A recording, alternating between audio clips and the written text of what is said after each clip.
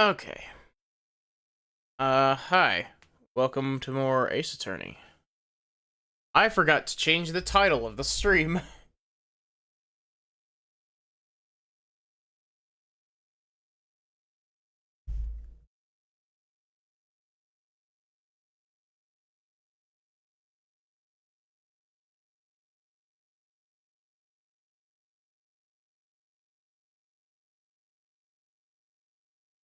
There we go.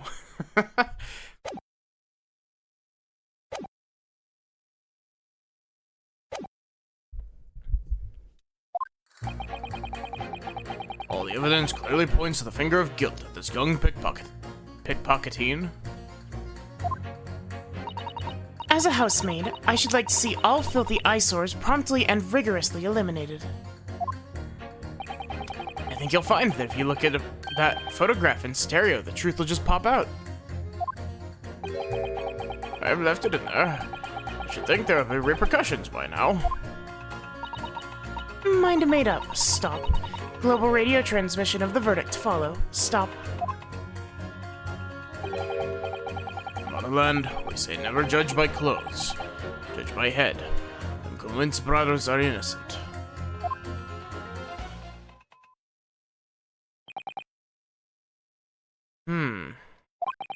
Circumstance of the crime and the evidence do indeed implicate the defendant rather comprehensively. The storeroom, locked from the inside,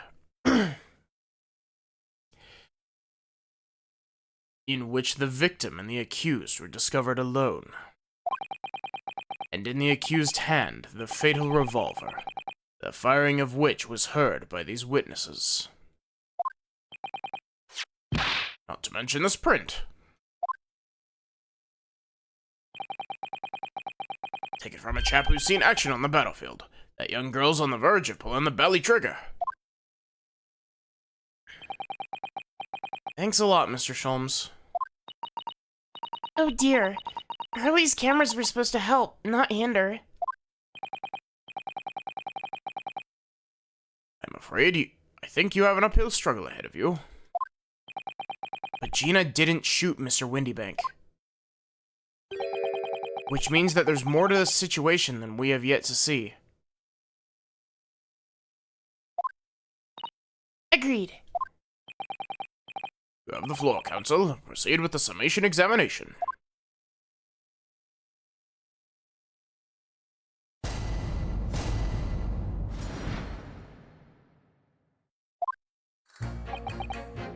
All the evidence clearly points the finger of guilt at this young pickpocketeen.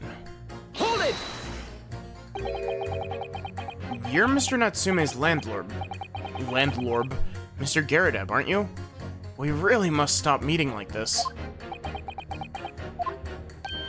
Ah, you're that lawyer chap. Well, there's a turn up for the books. Yes, rather a turbulent time we had back then. Some extraordinary events took place at your house, that's for sure.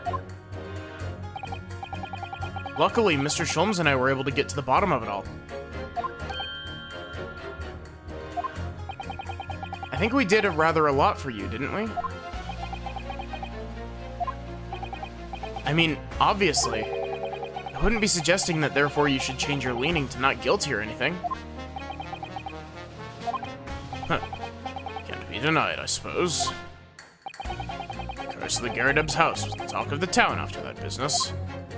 Lodgers moved out and I couldn't get a bally soul to take up the tenancies. Oh. Haven't had the heart to break the news to Joni yet. Bad enough that the old girl's clapped up.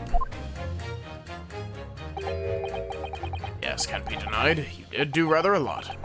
Not for us, that's for dashed certain. I suppose not. Of course. There can be no suggestion of that being the reason I'm leaning toward guilty here, obviously. Obviously, but honestly, I really wish you'd pay more attention to the trial and less to juror number 2. Also, give me just a second.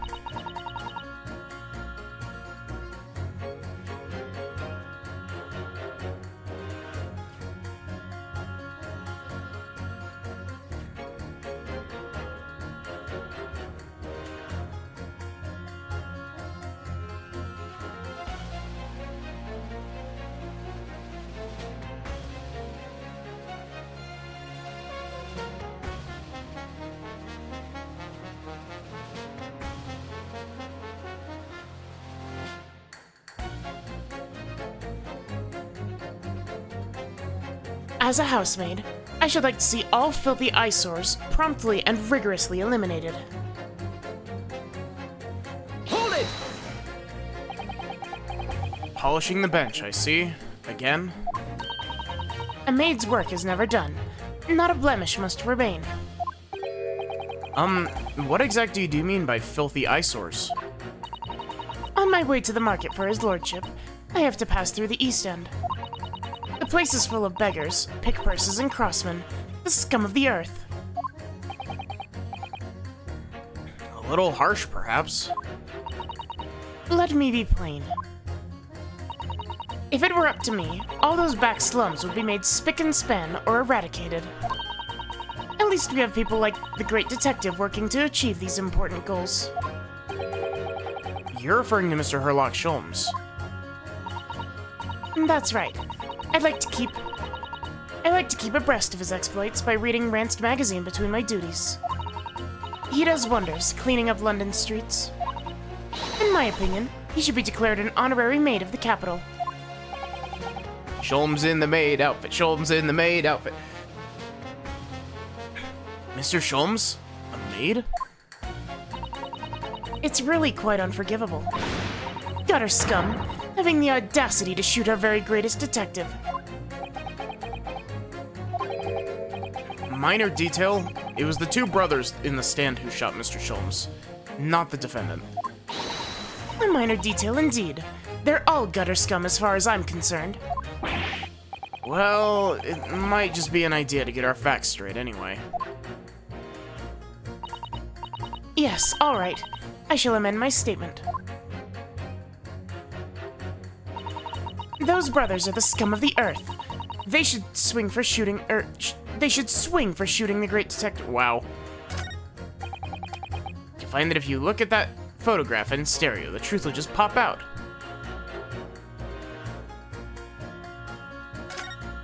So... Can I get more information out of this by pressing it again? I agree with you. Shooting at Mr. Sholmes was an unforgivable act. But the purpose of this trial was to determine who shot the pawnbroker, Mr. Windybank. I'm afraid you're splitting hairs, sir. Hey, Nautilus, how are you doing? Sorry? Whether it was the thieves or the pick-purse, it was still gutter trash that shot the pawnbroker in the end.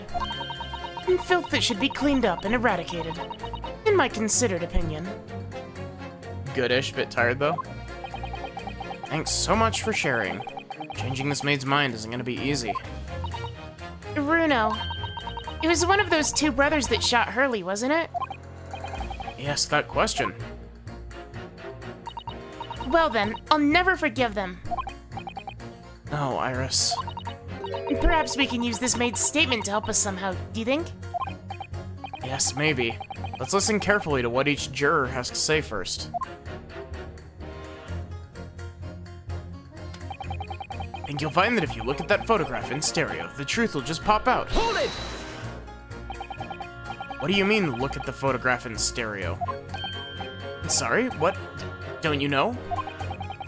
If you look at the photographic print normally, it looks as though the pickpocket girl is about to shoot the victim, obviously. Objection!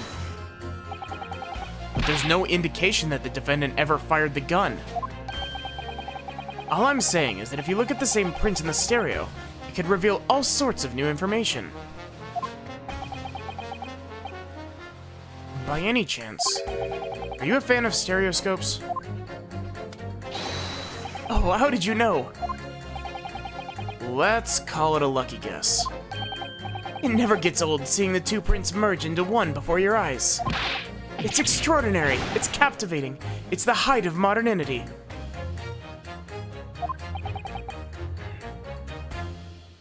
Of course. Oh yes, I think that you'll find that the stereoscope is here to stay.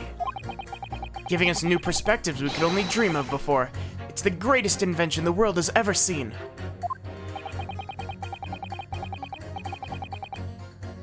If only it could give me a new perspective on this case, I might agree with you. I left it in there. I think there should be, I think there will be repercussions by now. Hold it! I should think there would be repercussions by now. What exactly have you been muttering about all this time, sir? You keep talking about having left something somewhere, or something like that. Ah, so sorry. As you could probably tell, I'm a surgeon. A surgeon? Totally passed me by. Of course, people conducting surgery in this country aren't considered to be doctors, oh no. Even though me and my kind are at the forefront of medical science, the real brains of the field. So, what is it that you think you've left behind? Ah, well, that's a little embarrassing, to be honest. You see, I was operating on someone yesterday. Standard thing, went in through the abdomen. But when I'd finished the procedure, I couldn't find my scalpel anywhere. What? Did he? Surely not. Exactly, surely not, you say yourself, don't you? Worrying, isn't it? That's what's been troubling me this whole time. Could I really have left my scalpel inside the fellow's belly? No, of course I couldn't. So there you have it. Like I said, a little embarrassing, really. That's one way of putting it. The other is manslaughter. That's true, but... That is correct, but there's something about the, just like, sharp left turn that statement took. That's exactly my concern. And seeing as this case appears to be all but sewn up, I need to focus on trying to remember exactly what I've sewn up elsewhere.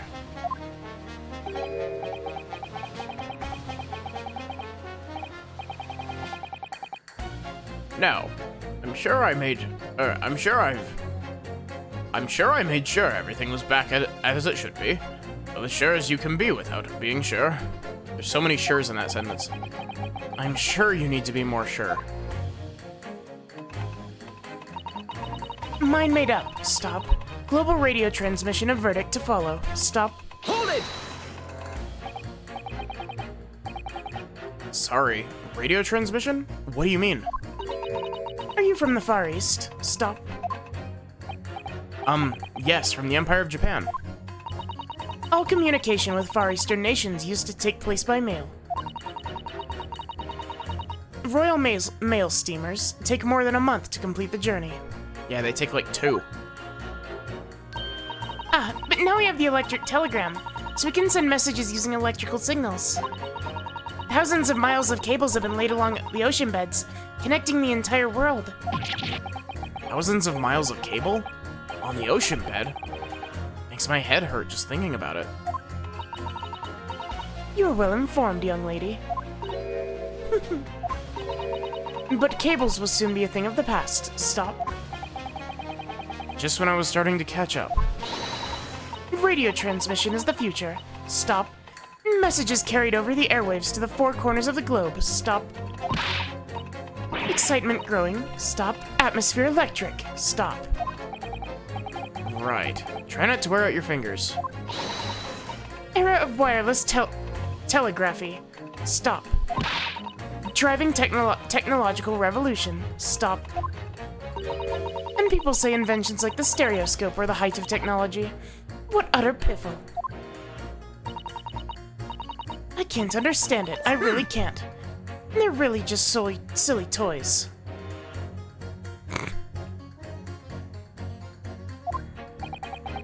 Don't spare any feelings, will you? It's not like there's anyone here who likes stereoscopes. So why exactly do you think that the defendant is guilty?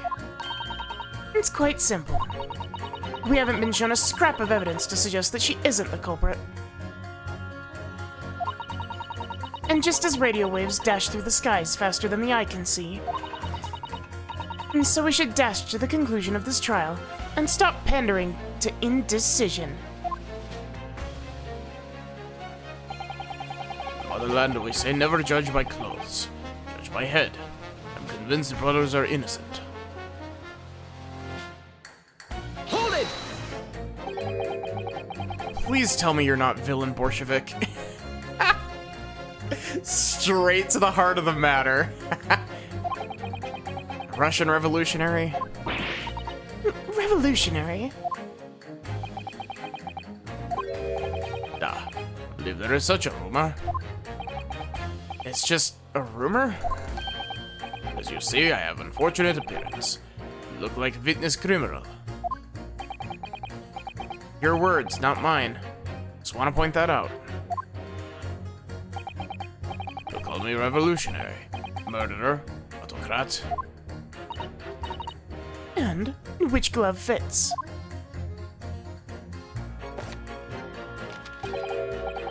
Today, I'm visiting London for sightseeing.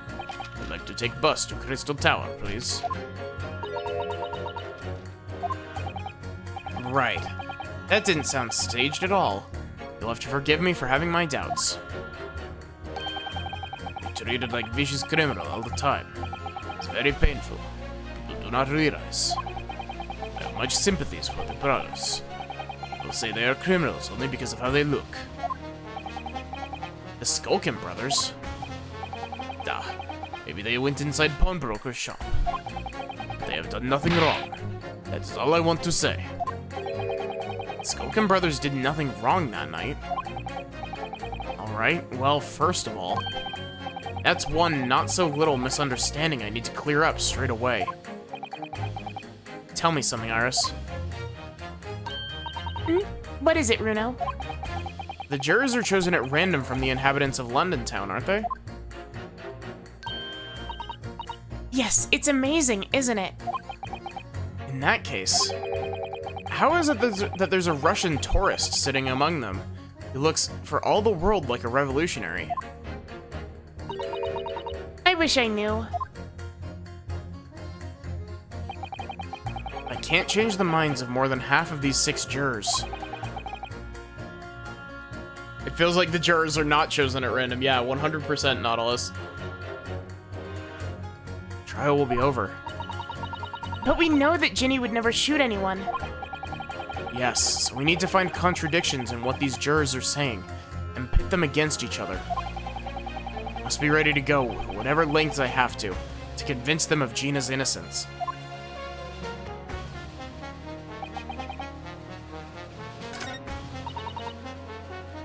Okay, so we can pit this against his statement. Objection! Because those contradict. Those two statements clearly contradict each other. Good lord. Counsel, explain yourself. Oh my statement, contradictory. Contradict. C-O-N. Juror number 6, you've got the wrong end of the stick. I do not have stick. I have mouse. As juror number 2 said earlier, when the Skulkin brothers fled the scene on the night in question, they fired a shot from their revolver. Yes, they shot poor Mr. Sholmes in the abdomen, I understand. Surely you're not going to tell the court now that you didn't hear. Abdomen, abdomen, A, B, D. Sir? Sorry. English is still learning. You are telling the court you didn't hear. Forgive me, I did not hear. Here is word. Abdomen. Part of a person's body containing stomach and other vital organs. This is what you meant. You should say so in plain English. I'm Russian, not native speaker. Who thought it was a good idea to let this man be on the jury again?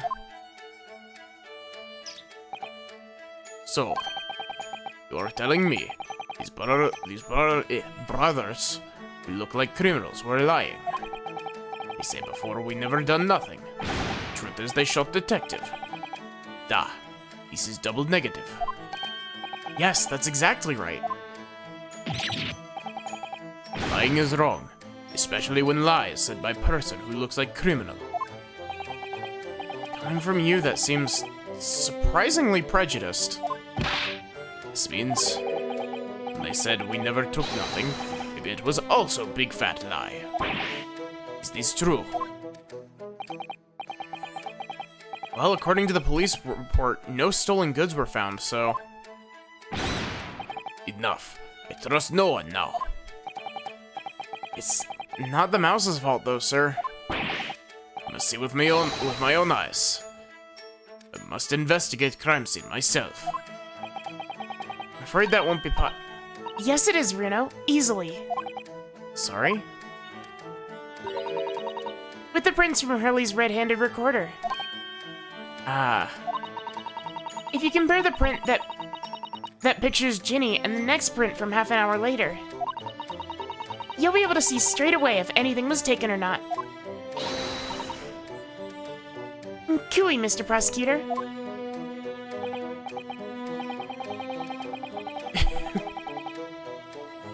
Hey, Sachi, how are you doing? Calling on the prosecution in the middle of a summation examination of all times. The print showing the accused threatening the victim after she broke into the shop is this one.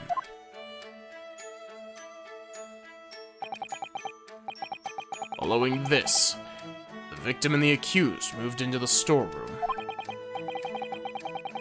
Meanwhile, the Skulkin brothers entered the shop and summarily heard the fatal gunshot ring out.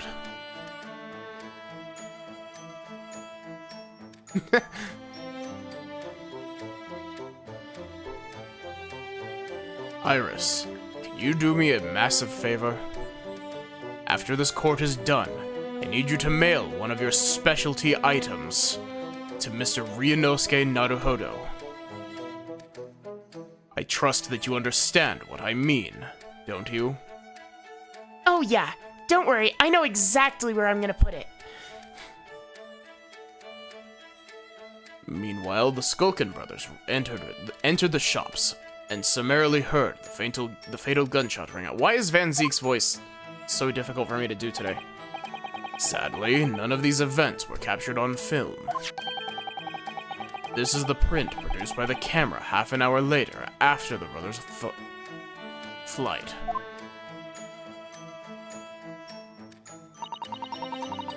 So this was taken after Hurley was shot then. As far as I can tell, nothing has been taken.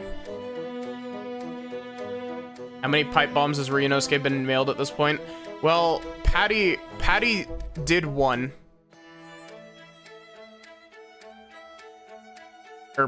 Yeah.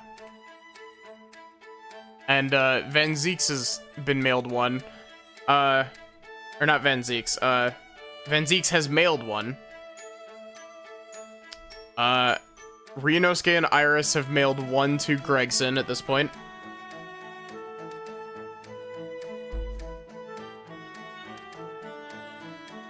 Nothing has been taken. It does seem to be the case. I can't notice anything that's obviously missing in the second print. So the brothers who look like criminals told only one lie. They shot man, but they stole nothing. I'd like to believe that Van Zeek's mailed him one every time Ryunosuke asks for a summation examination. Yeah, I could see that. It would seem so, yes. Good. No, not good. Right. Did not understand situation. Now I know brothers have lied. I think it is very important to continue with trial. Do you think that's how the carriage at the end of Runaway Room got set on fire? Van Zeeks is just like, this bitch is very clearly guilty. Pipe bomb him. Yay, well done, Reno. The balance is shifting. Well, it's a start, I suppose. There must be more in what these jurors are saying that I can use to expose the truth. If I can do that, we just might turn the situation in our favor still. Susato probably helped. Thank you, counsel. Continue with the summation examination. There was only one person? Kindly had that new photographic print of the bailiff to be filed as evidence. Another print in the court record. I wonder if we can make use of that.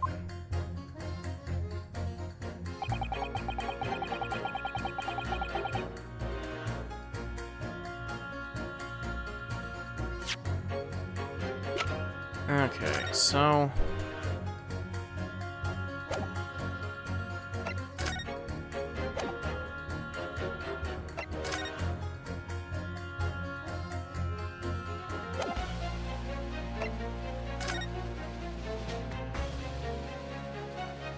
there has to be something missing here, right?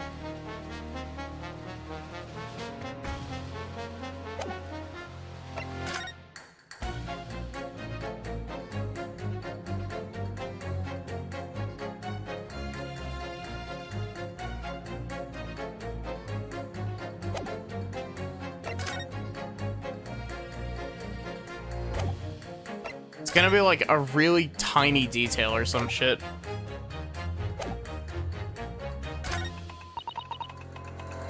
Okay, so we need to press her.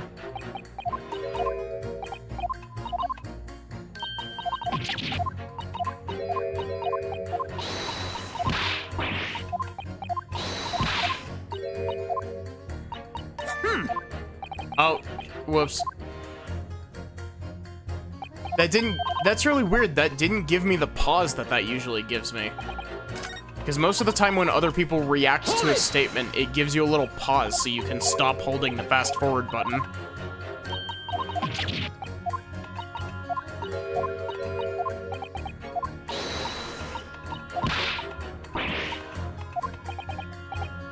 Okay.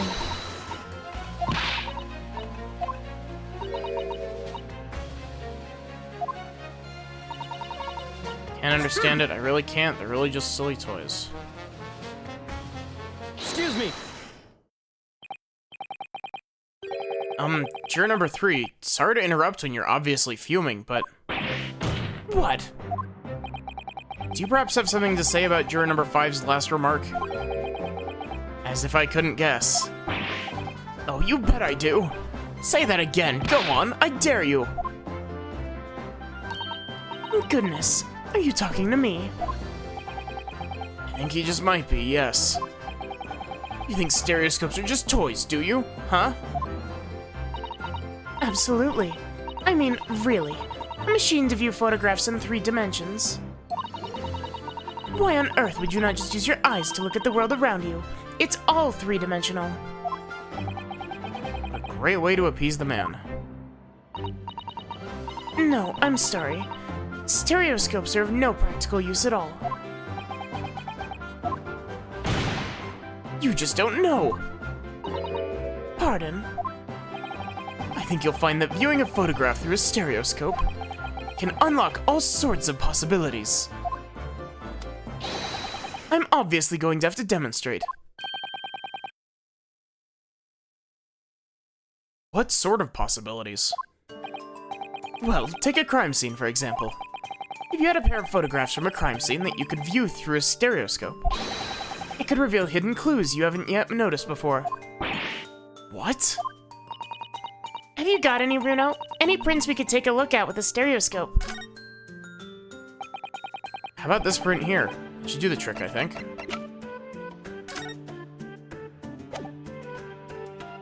Take that! Alright then, juror number 3. Are you saying that you can do this with any 2 suitable photographic prints? Of course I can. Very well then. I'd like you to demonstrate. I'd be delighted to. Just give me one more print and I'll amaze you all. Take that! Alright, these 2 prints were both taken with the same camera at Windy Banks on the night in question. Yes, I see. Tell me, Mr. Lawyer? Do you know how stereographic images work? Do you understand the principle? Well, I think so. Did have a lesson only yesterday.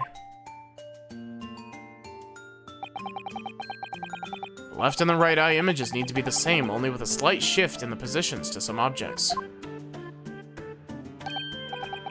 Then when your brain merges the 2 images together inside your head, It notices the shift as if it were depth. Yes, exactly. It's that small shift between certain objects in the two pictures that's really important. So what happens if you use two photographs that are exactly the same then? No, obviously that wouldn't work. That wouldn't work at all. Not for seeing the scene three-dimensionally, anyway. Oh. Oh! Of course, now I see. I think the young girl has discovered the secret. I have. Can you uncross your eyes before you tell me? Have another look at these two pictures from Hurley's camera, Runo. Go on.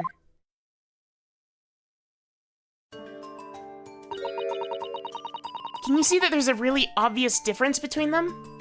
Yeah, the lamp. Well, also the two people missing, but that's like too obvious.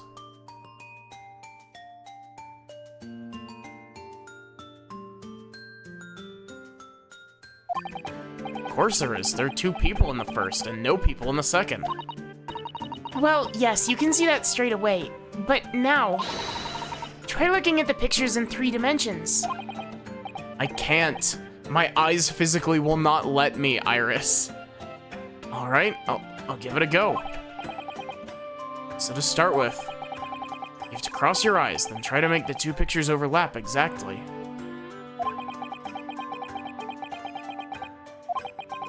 Let's see if by crossing my eyes I can make the quill pens from each picture overlap in the middle.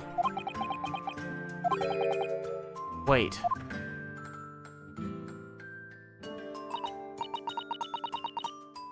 Well, did you manage to see it properly, Runo? Not really, because I can't. I genuinely can't cross my eyes at that. I'm just not very good at this, that's the trouble. Oh, don't worry, I have just the thing. I happen to bring it with me, a portable stereoscope. I know I mentioned this yesterday, but if you've had that contraption with you from the outset, it could have saved me staring at Mr. Windybank and Gina like I hate them all the time. And if you remember, I said in reply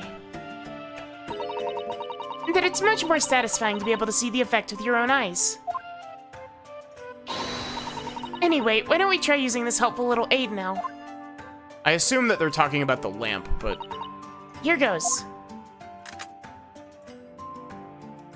Huh? What's different up there?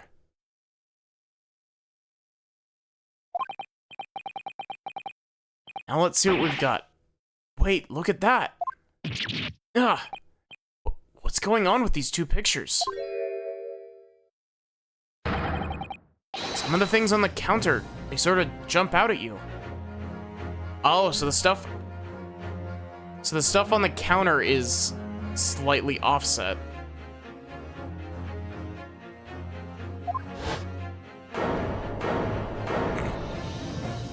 I appreciate that Van Zeeks doesn't want to cross his eyes. He just looks through the portable stereoscope. Yes. That's it, you see? That's the other amazing power of stereoscopes. Other amazing power? So I'm going to explain this black magic, eh? Why the deuce do some of the things on the counter seem to jump out at you like that, hmm? I think that you'll find if you consider the basic principle of the stereoscope, you'll answer your own question. I like the implication that Van Zeeks asked Iris specifically for the thing, yeah. Basic principles of the stereoscope. As I said before, if you try to look at two identical pictures using a stereoscope, it won't work at all. It's the slight shift in the positions of certain objects that lets you see pictures three-dimensionally. In other words, even though at first glance, it seems the objects on the counter haven't moved at all between the two pictures, this shows that actually, there must have been a slight shift in their positions. Yes, there must have been.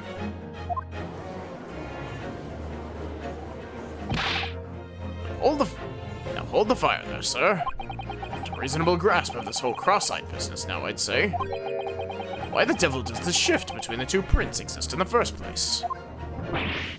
Well, what's the answer, fellow? Come on, you're the cross-eyed master. What? Me? I haven't the first idea. You know, Runo, it's quite simple. It is? Just think it through step by step. The first photograph was taken at 1 a.m. Then, 30 minutes later, the second photograph was taken. But the position of some items on the counter appears to have shifted slightly in the interim. And so that means... That means that sometime in the half-hour interval, someone must have tampered with the things on the counter. Zookers? Someone tampered? New information. Stop. Not mentioned in testimony so far. Stop. Yes. Had to go around in circles a little here, it seems.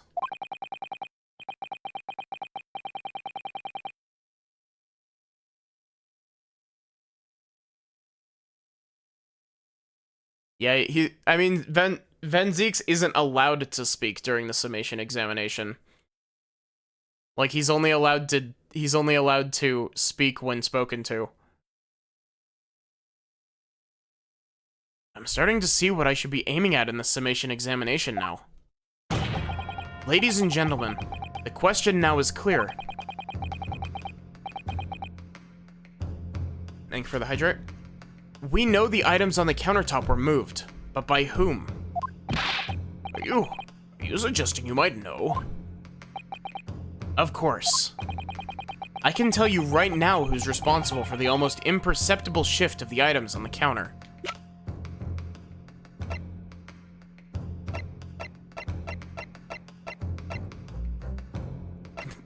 Barak von Zieks.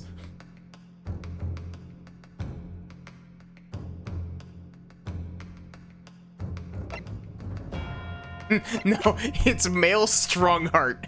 Get that man in here.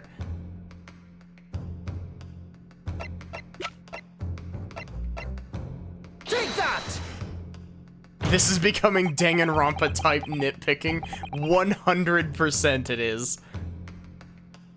It was the witnesses currently in the stand, the Skulkin brothers. Also, I don't know if it's just me, but like, there's something about the Skulkin brothers that just makes me really not like them. Wait. This does not agree with what brother said in testimony before. He said they did not even have time to pull dukes from Lucy Lockets. My phrase book says dukes is meaning hands. Lucy Lockets is meaning pockets. But this is another lie. Is this what you are saying? Yes, I'm afraid so. Now hold on there a minute. You can't be sure of that. That's judge voice, but... I quite agree. The accused is a common pick purse, after all. It's perfectly possible that she went through the things on the desk to see what she might steal. I think that's unlikely. And why exactly? As you can see from this photographic print, the defendant was pointing a gun at the victim. It would seem, as my learned friend indicated, wow, that's throwing some shade back at at Von Zieks, that she was coercing Mr. Windybank to open the storeroom door. In other words, Miss Lestrade's interests lay within the storeroom, not in the man's shop, giving her no reason to touch anything on the counter. All of which points to one thing. The Skulkin brothers have omitted key facts in their testimony.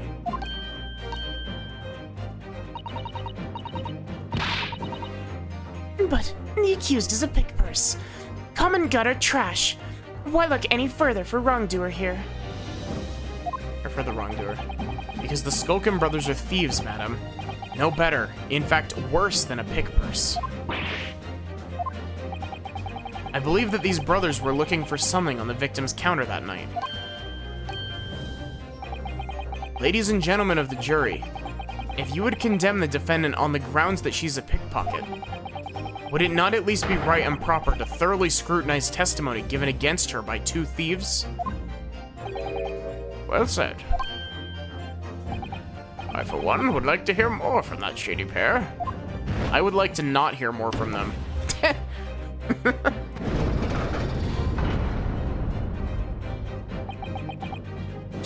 Can you all see now? I think you'll find stereoscopes aren't playthings. You've seen their extraordinary potential firsthand.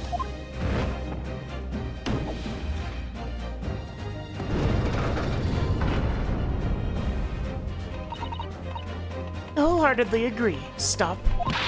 Must purchase after trial. Stop. Will return home via Regent Street. Stop.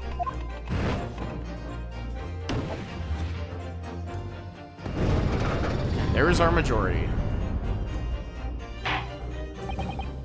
Well, it would seem this trial has yet to run its course. Ladies and gentlemen of the jury have declared their inclinations via the mighty scales of justice. Hereby call the summation examination to conclusion, with the balance altered in the defendant's favor. Lean to guilty, 4 lean to not guilty. Accordingly, the jury is without consensus. I order this trial to continue. Yay, well done. Oh, by the way. What? Oh, you know what, Runo. You should hold on to this, Runo. You might never know when it's gonna come in useful.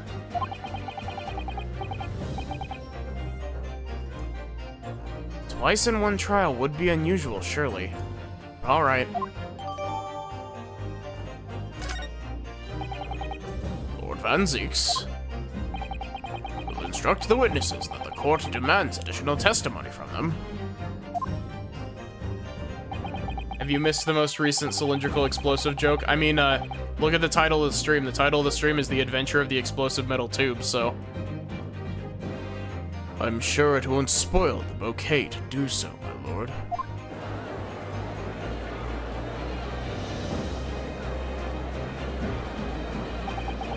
I've won myself another chance to probe that pair about their activities that night, at least. I won't stop probing them until I've proven that Gina is innocent.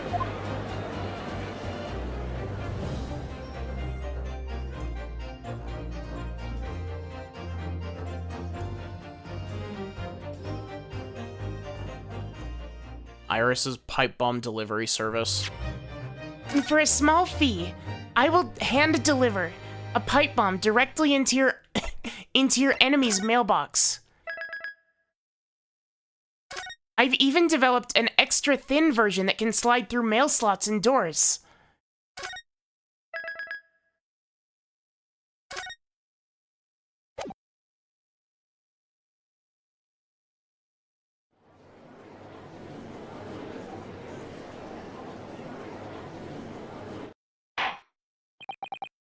Order, please. Let us resume proceedings. Witnesses, you will now retake the stand.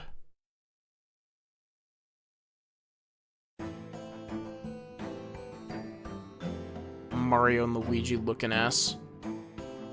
But not in the good way. I presume you heard the defense of the council's summation examination. Oh, yeah, Governor. I did, Gov, I did. Mr. and Mr. Skulkin. Blimey. This is going to be hard work. Earlier in this trial, you gave the following testimony about your actions after you entered Windybanks. Hello is Bedlam soon. Or soon as, weren't it? It was, Nash, it was. Didn't even have time to pull me dukes out of me Lucy Lockets.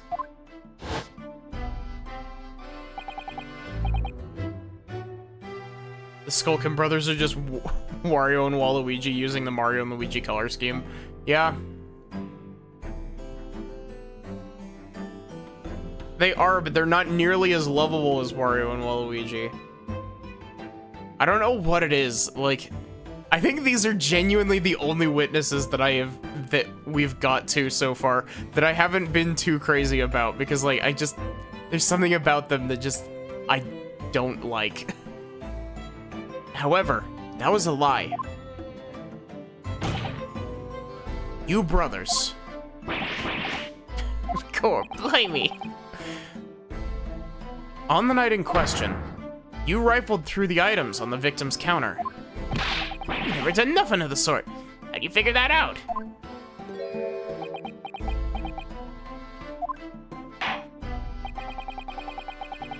Think I'll like them more in the second half of the trial. I think my issue with it is, I know that this isn't something I should be complaining about because it's something that I like brush off a lot in Ace Attorney, but like there's something about the fact that the judge and Van Zeeks and literally anyone else being like, yes, you have lied to the court twice now. Please give us more testimony so that you can lie to us even more. Like,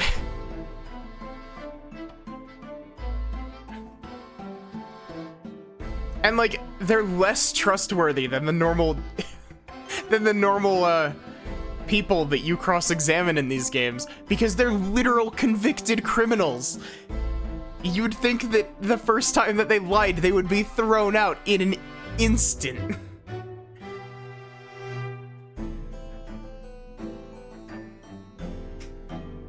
Yeah. I know that it's just a Ace Attorney is like that, but it feels especially egregious here. Oh, you lie under oath? Oh, geez, tell me more about your testimony. Yep. Exactly. What do you mean we mentioned perjury earlier in this game? Perjury doesn't exist, don't you know, Mr. Naruhodo? Give formal testimony once again. You'll tell the court precisely what happened on the night in question, and this time you'll tell the truth. I think the other thing is that they're... I think the other thing is that they're lying against Gina, and I like Gina a lot.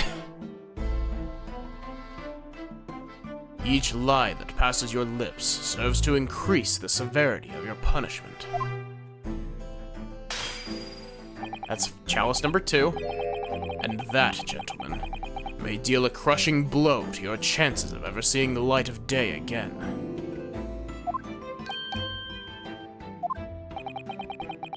A thought worth pondering, perhaps. Say no more, Gov. We hear ya. We'll blab, we'll squeak, we'll peach. That's not quite your voice, but that close enough. I am. Yeah. All right, we did knock a few things over. We weren't rifling for nothing. It's when we heard the gunshot, see? Made us both jump. All that stuff went flying. I mean, it didn't have to give me a fright. I was thinking the shooter'd come out the door and get us next. Stuck everything back where we found it and scarpered. Straight into them in the black. Straight into him in the black. Couldn't have shot the pawnbroker, see? We never had a chance, did we? Incorrect. You admit to the defense's accusation. You did indeed ransack Mr. Windybank's countertop on the night in question. Not ransack, Governor, no. That's right, Nash, that's right. It's more like we tidied up, yeah. Sorry. By their own admission, these brothers entered the pawnbroker under dubious circumstances. However, they panicked and fled on hearing the gunshot, having first made their good mess. The way you say it, we hardly sound like rogues at all, or roughs at all. We don't, Nash, we don't. Can't make them, can you make us sound a bit more cutthroat? It can't just be coincidence that these men showed up at Windybanks that night. There's more to their testimony than meets the eye, I'm sure of it.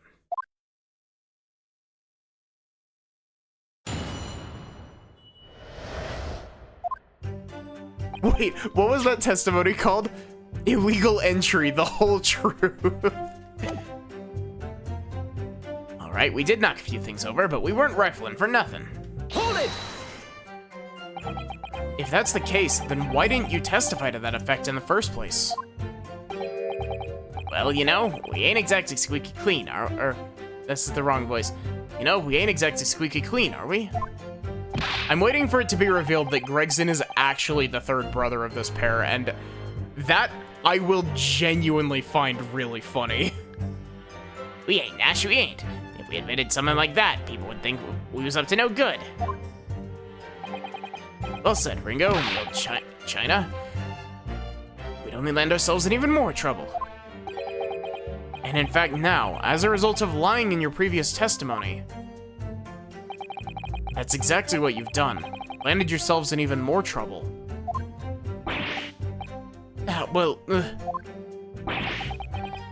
That's rotten luck. Says the rotten apple eater. Witnesses, explain your actions to the court. Why did you ransack the victim's counter? You never ransacked nothing. Right, Nash, right.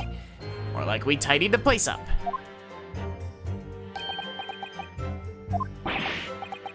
Yeah, sorry. It's when we heard the gunshot, see? Made us both jump and all that stuff went flying. Hold it! So what you're saying is, the sound of the gunshot shocked you so much, you knocked all those things off the counter. Oh, that's contradictory because, wait.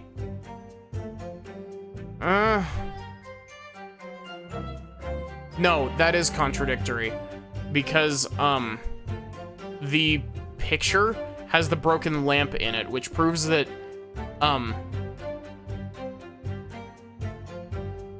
wait, no.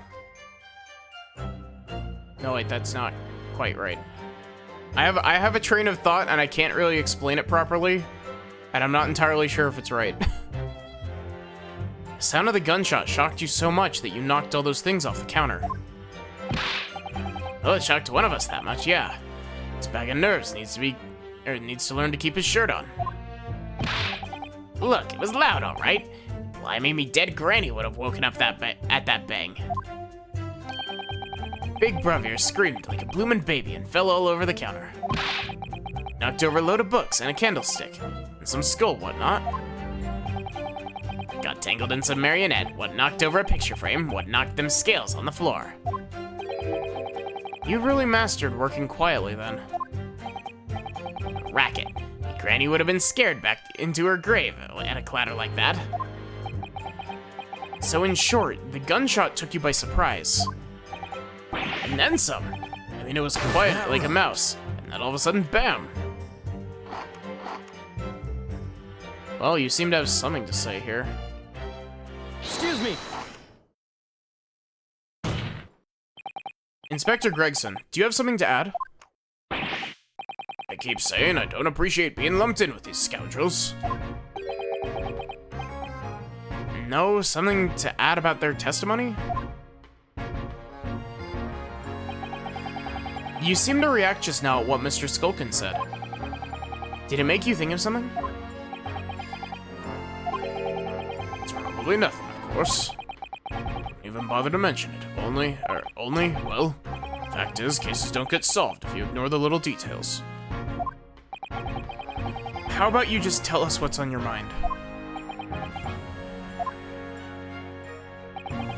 As you know, we brought these fellas into the yard for questioning last night. The statement they gave then took a slightly different story than what they're saying now.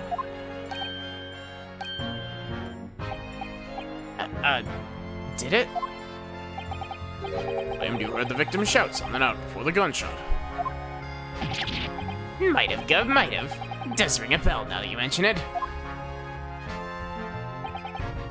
Granted, it's only a minor detail, but still. I can't help feeling perhaps you've been a bit sloppy with your testimony here, eh, fellas? Discover the witness's testimony has been any more sloppy than it has hitherto proven to be. They shall be forced to bring the very harshest punishment to bear against them. Easy, easy. We'll get it right this time. That's it, yep. It's all coming back to me now. Then speak. Supplement your testimony with whatever details have miraculously returned to your questionable mind, sirs. Right you are, Gov.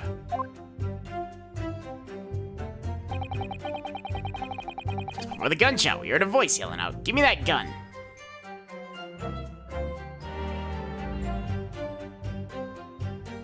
Huh?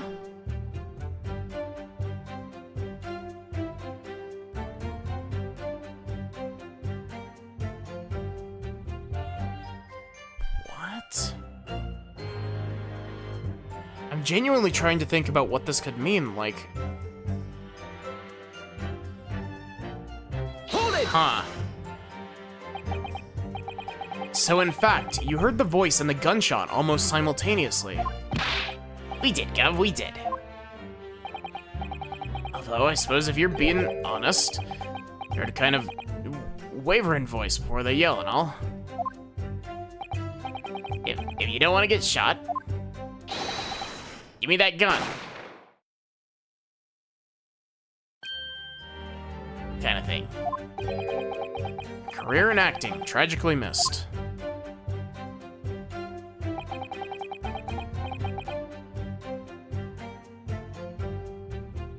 And where were the voices coming from? Could you tell? Of course we could. From the other side of that door, behind the counter it was. From the storeroom, where the victim was found dead. And the voice you heard, it was that of the victim, Mr. Windybank. On me granny's life, of course it was. It's on granny's life, 'cause it was. So that would mean that you both knew Mr. Windybank and the sound of his voice. So that would mean... what? What, Nash, what? Any ideas? Yes, Counsel, indeed it would. Nah, we didn't know the geezer. How am I supposed to deny it when the bloke in all the fancy clobbers giving us the evil eye?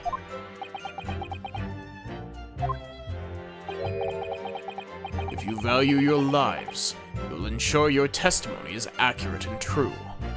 Or the little girl over in the defendant's side will have some very choice items to put in your mailbox. Don't you understand? Oh, on me granny's life it is. On his granny life, it must be. It's a good job his granny's dead. To summarize then, immediately after hearing the voice of the victim, you then hear the gunshot, causing you to stumble and upset the items on the counter, scattering them all over the shop floor. You make it sound like we're clumsy. Forget we tidied up after like good little boys. Anyway, the way I see it, look what owned the place was holding a gun, so should have just fired instead of yelling at the girl. This is just incorrect. Where did he get the second gun from? Is there a third gun?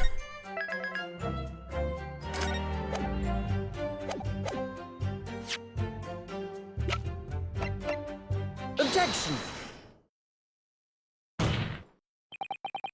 You're saying that on the night in question, the victim, Mr. Windybank, was wielding a gun. Is that correct? That's it, Gov. You got the picture? Yes, Nash, yes, no question. And yet the photographic evidence from the time of the incident clearly shows that Mr. Windybank was not in possession of a firearm of any description. Objection! You surprise me. Does the defense really intend to highlight evidence that compromises the position of the accused even more?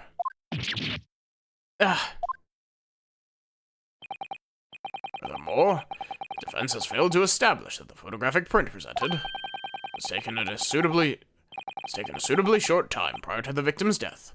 Your chronology is severely lacking, counsel. Yeah, that's right.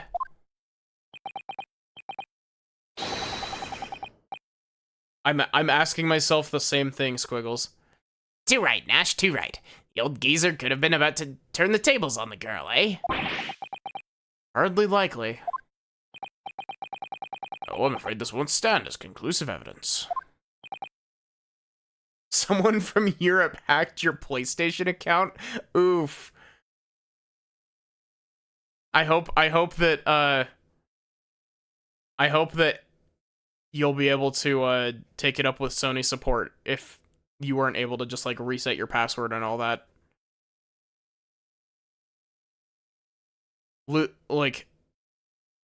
Especially with Sony account. Sony account is like really pain in the ass to do anything with when you end up with people trying to hack into it.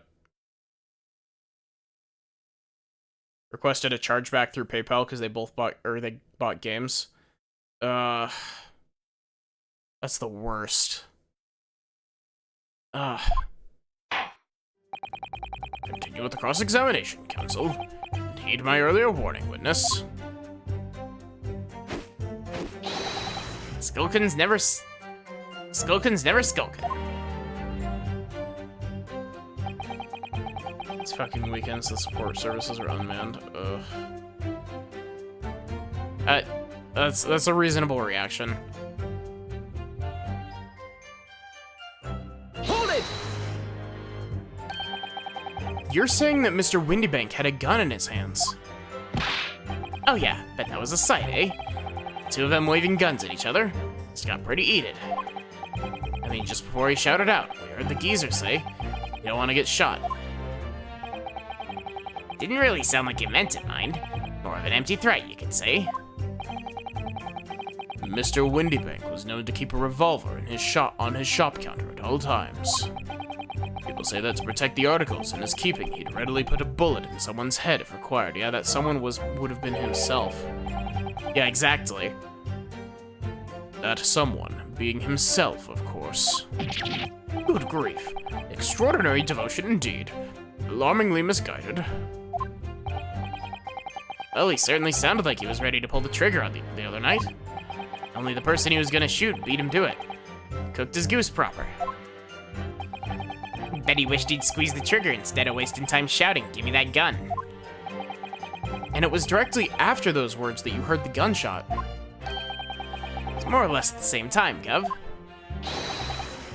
Give me that gun. Kind of thing. Yes, a career in acting, very tragically missed. And we heard the sound of someone hitting the deck. Where everything went dead quiet. After that, it done slapdash tidying the place up. I mean, it didn't give me a fright. I was thinking the shooter'd come out the door and get us next. Hold it! And so, you didn't try to open the storeroom door then? Not on your life. Deadly quiet after that, it did. The wind right up me. But anyway, the door was locked, weren't it? The way it was opening. Yes, of course. It was locked from the inside, or so we've been led to believe. It was, Gov, it was. From the inside. Right. So you had no way of knowing what was going on in there, did we? Unless there was some other way to get a view of the inside of the storeroom. Like through the keyhole, or spy hole perhaps? Ring no bells. Don't light no lights. We had to cut and run before we noticed anything like that. Still cutting our teeth in this game, see? But one day. Really cut the mustard. Please, cut it out. But as we know, behind the door was the victim's lifeless body, with the accused not 2 feet away. Yes, unfortunately. Gina was in there, unconscious, with the gun in her hand. To confirm, it would be correct to say that neither of you set foot inside the storeroom. That's right, Gov. That's right. Couldn't have, even if we wanted to. Stuck everything back where we found it and scarpered. Straight into him in the black. Hold it! Yes, whereupon you fired a shot from your own gun at Mr. Herlock Sholmes. Oh, yeah, it was a bit hasty there. We was, Nash, we was. Truth be told, we was already shaking like a leaf when you lot turned up.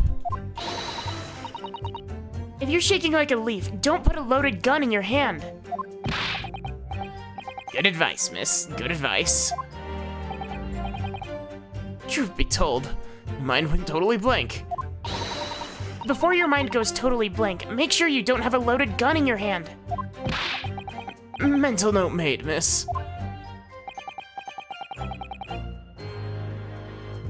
After that, we legged it down the street, but apparently we looked dodgy to the coppers or something, so they clapped the darbies on us like winking. After you'd been handcuffed, police found this revolver in your possession, correct? Well, yeah. Well, listen, that proves it, doesn't it, eh? I like how Luigi's voice keeps changing, because I can't figure out what I want his voice to be. Couldn't have shot the pawnbroker, see? Never even had the chance, did we? Hold it! And why should we believe that? Well, because it's true, innit? This was totally empty when we went in. At that time, the victim was already in the storeroom, having been forced to open the door by the accused who had a gun to his head. In other words, on the night in question, these two witnesses never even laid eyes on the proprietor of the pawnbrokery, Mr. Windybank. Correct. You've got it, mister. Down to a T. I will say, I do find this pose of theirs really funny. There's something about their faces in this, and the fact that only Nash blinks. Why does Ringo just become a statue here?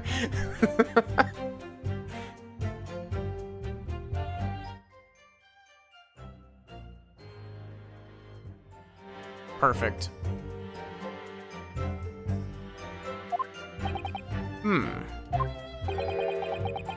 So the Skulkin brothers never actually encountered Mr. Windybank. Is that really true, I wonder? That's it? That's the full extent of their testimony. What is it, Runo? You look very fierce. I could pour you some herbal tea if you're tired. Oh, thank you, but I'm fine. Being such a logical thinker, you'll probably laugh. Ringo has never blinked in his life. But I feel as though these brothers are still hiding something. Something important. It's nothing more than a feeling, though. I have no proof to support it. Well, feelings can be very logical at times. Sorry? People's expressions, the movement of their eyes, the words they choose.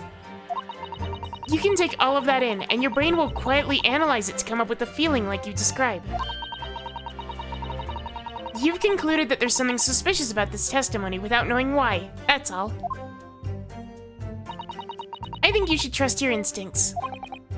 Iris, thank you. Sometimes I think if she's 10 years old, I must be 5.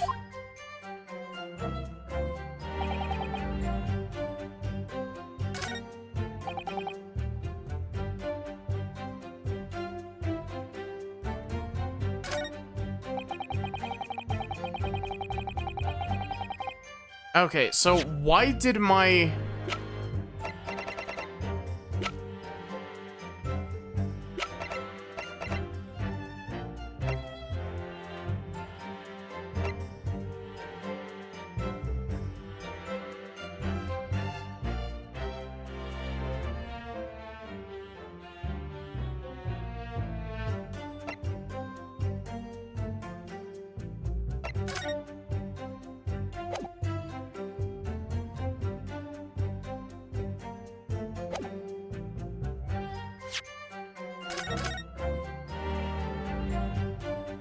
That's the thought, is that there's a third gun somewhere.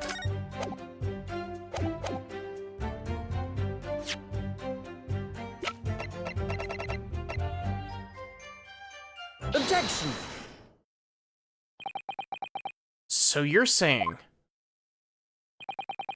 that on the night in question, the victim, Mr. Windybank, was wielding a gun. Is that correct?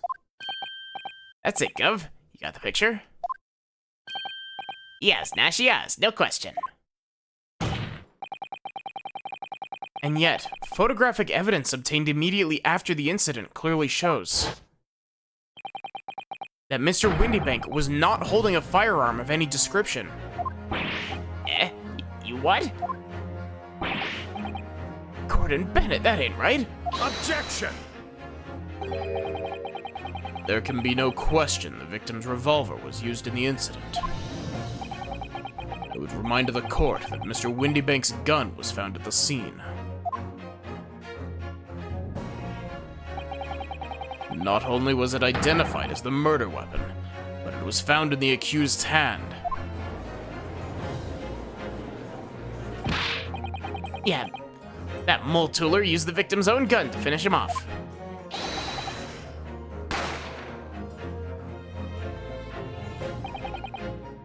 Hold it! Stay exactly where you are, right there. Eh? If the crime had taken place as you so colorfully described in your testimony, it would give rise to an undeniable and significant inconsistency in the final moments you just acted out. Goodness, are you sure, counsel?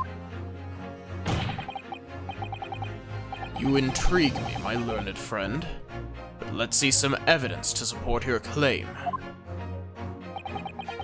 Where is the proof that demonstrates this inconsistency in the witness's portrayal of the victim's final moments? It's this one, Take right? that! I believe this is all the proof you need. Objection! Unfortunately not. I require proof that actually proves something, you see. I require you to spell it out for me like I'm 5, because everyone in this game is willfully ignorant. I knew it was a long shot. It would appear that you have failed to grasp even the bare bones of this case. Perhaps your level of intellect is better suited to the theatricals of these witnesses than advocacy.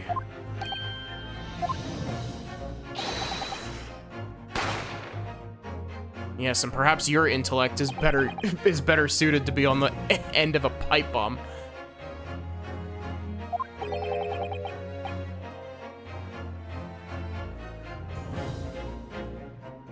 Want to take the stage with us, eh? You can be a Skokie if you like. Ugh. That, like... Ash Ringo and Sulky's Kabuki Theater Troupe. No, it would never take off. I believe the counsel for the defense still wishes to pursue his career in the courts, Lord Van Zeeks. Yep, this is the same. Okay, like... We can all agree that that was some bullshit, right? Like...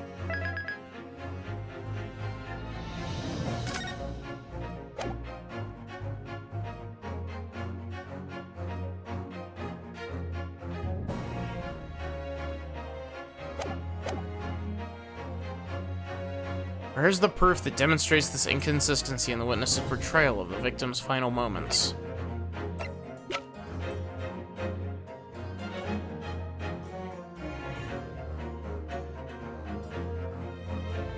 What does the game want from me here?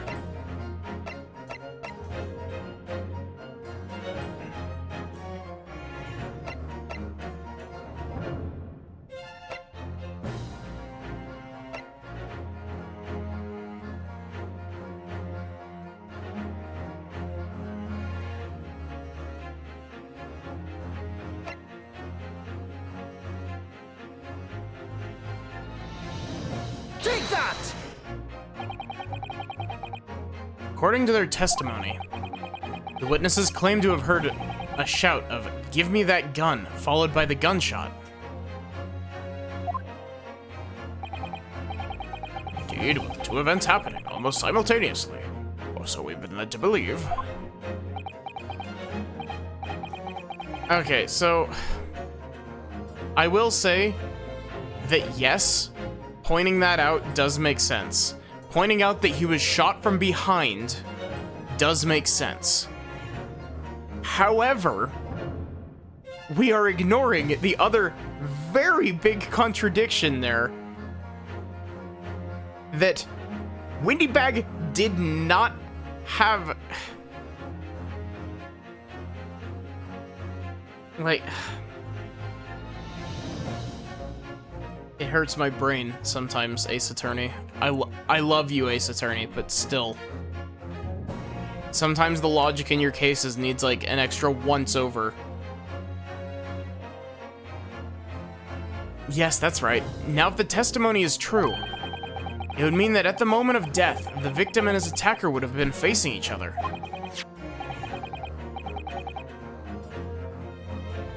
Yeah, exactly. He didn't have a gun, shown by the other picture of the person holding the gun. However, in the autopsy report, it clearly states that the victim died instantly after being shot from behind. Ah. So as I stated before, there's an undeniable inconsistency in your testimony, Mr. and Mr. Skulkin. Yeah. 3 steps ahead of Nagito Komaeda. But it's the God's honest truth. That's not your voice. It is, Nash, it is. He was shot that night. The shopkeeper had a gun in his hand. We saw it with our own bleeding eyes. Did I hear you right just now? You actually saw Mr. Windybank holding a gun.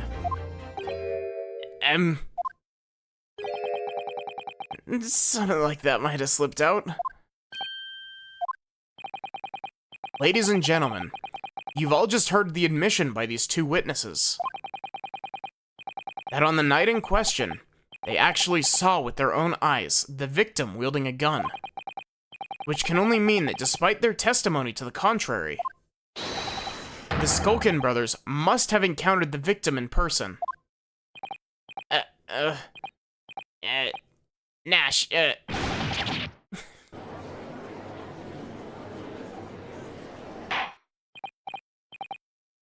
Order. Witnesses, explain yourselves at once.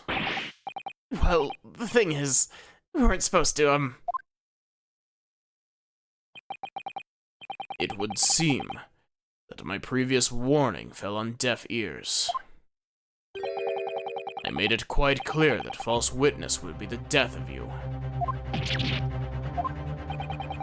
I might understand that you replaced the untruths of your original testimony with renewed lies. ever so sorry, Governor. Truth is, see, we, cut it out, Nash, cut it out. Glad now you know what he'll do to us. who are they talking about? Let me make your position here perfectly clear. You will talk. There is no other option available to you. Come on, game's up. But you'll have our guts for garters. In case it hasn't quite sunk in yet, no matter how hard you try to hide it, the truth will come out. On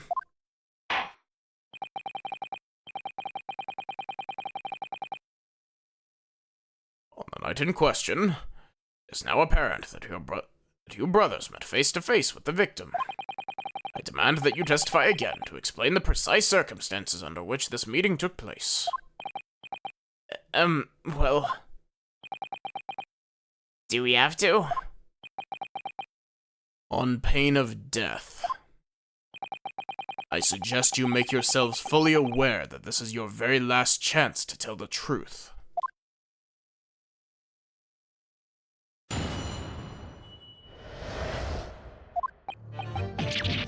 Alright, so we just got inside the gaff, and heaved a sigh of relief when the geezer showed his mug. Give me that gun, he bellowed, and then flew at us like he was possessed. I thought we'd had it.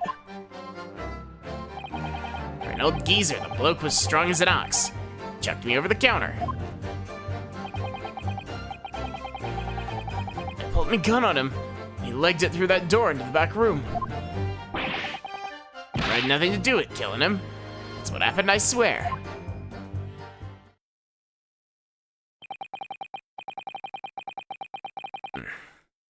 So you're now telling us that moments before the victim was killed in the storeroom, you in fact encountered him in the main part of the shop? Well, yeah. Sorry. Well, we find ourselves at an interesting juncture. This changes matters considerably. But honest, Governor, this time, Ash, this time. Ain't got nothing more to hide. Very well, counsel for the defense. You may proceed with your cross-examination. Yes, my lord. This is it. The moment I've been waiting for.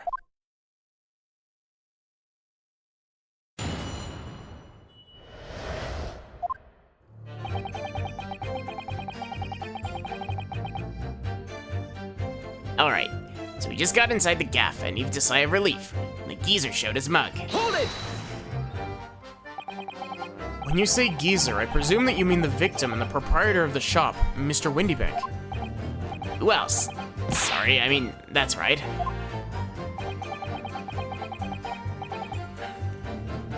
Just keeping a close eye on the entrance to the gaff, obviously. I never thought no one was gonna come up out of the back room like that. The back room being the pawnbroker's storeroom. Yeah, that must have been where he popped out from. The only place he could have been. And so it would seem the victim was already in the storeroom when these brothers entered the premises. Which means Ginny must have been there at that point as well. That doesn't make sense, does it?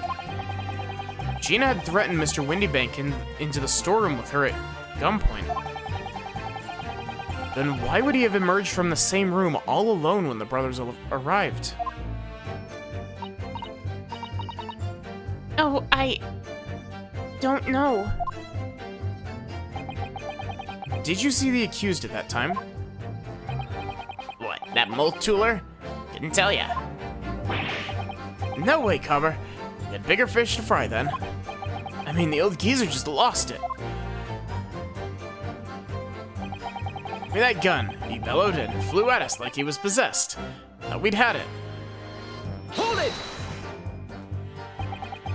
You mentioned that Mr. Windybank shouted those words in your previous testimony, too. However, you claimed that you heard him yelling at them on the other side of the storeroom door. Oh, did we? But the truth is, he was shouting those words at you, wasn't he? Well, yeah. Was the victim Mr. Windybank wielding a gun at the time? Was he ever? Blimey loomy. Great ugly barrel had pointed straight at me frontispiece. So what you're saying is, you definitely saw Mr. Windybank with the gun at the time, is that right?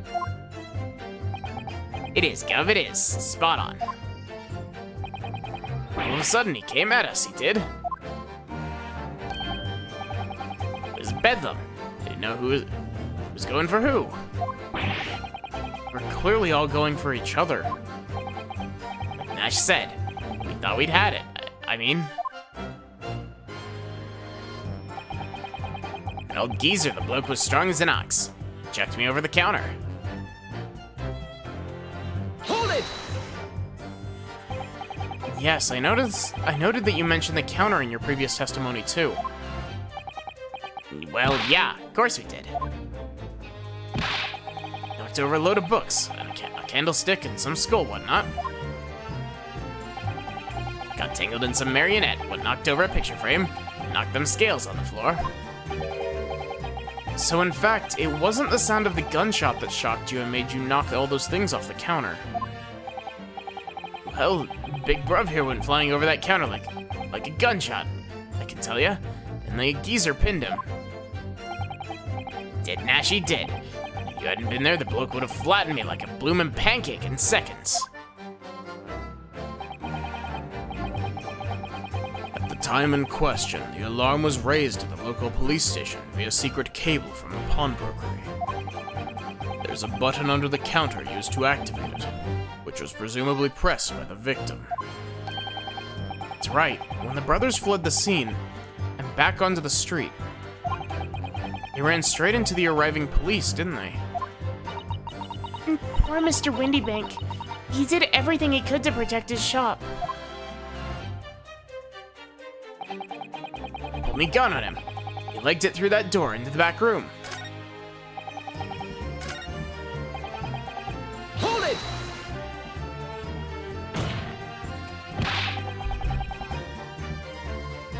Were you intending to shoot Mr. Windybank?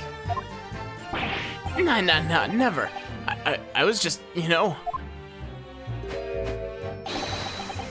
Down for me, bro, weren't I? He was being flattened, don't forget. By a man whose shop was being burgled, yes. And then, the man fled into the storeroom when you pointed your gun at him, is that it? Yeah, that's it. He shoved me away. Ran off through the door and shut himself in. Nash looks like an... I genuinely don't know how to parse that sentence, Pine. Like, I don't know. I don't know what you mean by alternate Markiplier. Yeah, that's it. He shoved me away, then ran off through that door and shut himself in. Something about that last remark. Something that doesn't quite ring true. I wonder why Mr. Windybank ran into the storeroom. What? Well, according to what everyone's saying, Ginny was in there waiting for him with a gun. Ah, yes, that's right. Gina allegedly used Mr. Windybank's gun to threaten him and force him to open the storeroom door. It's all within the chin. In which case, how did the gun end up in Mr. Windybank's hand again? I have no idea, but that is strange, isn't it? This little inconsistency could be significant. I should make a mental note of it.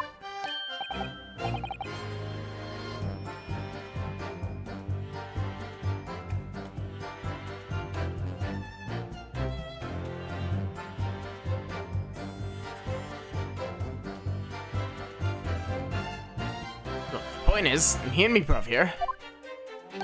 That's right, Nash, that's right. Me and me bruv here. Never had nothing to do with killing him.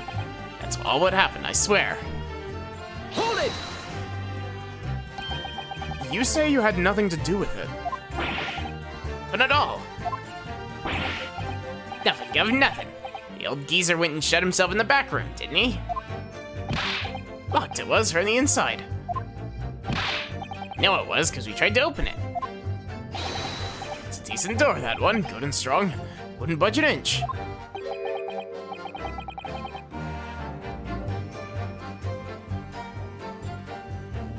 So in the end, the situation remains unchanged. Inside the storeroom with the pawnbroker, there was only one other person. The sole person who could have possibly shot the victim. The accused, Miss Gina Lestrade. Would indeed appear so. What say you to that, counsel? We didn't kill him, believe us, we tried. I don't know. Was there anyone else apart from Gina who could possibly have shot Mr. Windybank? There could have been. There was a flap on the door that you could put the muzzle of a gun through. Mr. and Mr. Skulkin. What? What's that look for? From the moment you admitted that you'd encountered the victim face to face that night, the course of this trial changed completely. did. What's your point, my learned friend? The question we must answer is who could have shot Mr. Windybank? And it is the belief of the defense that the defendant is not the only possible answer at all.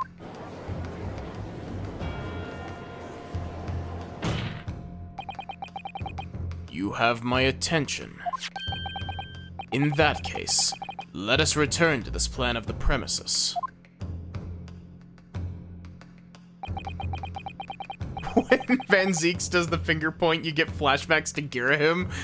He does have that kind of energy, doesn't he? The victim was killed in the storeroom, which was locked from the inside.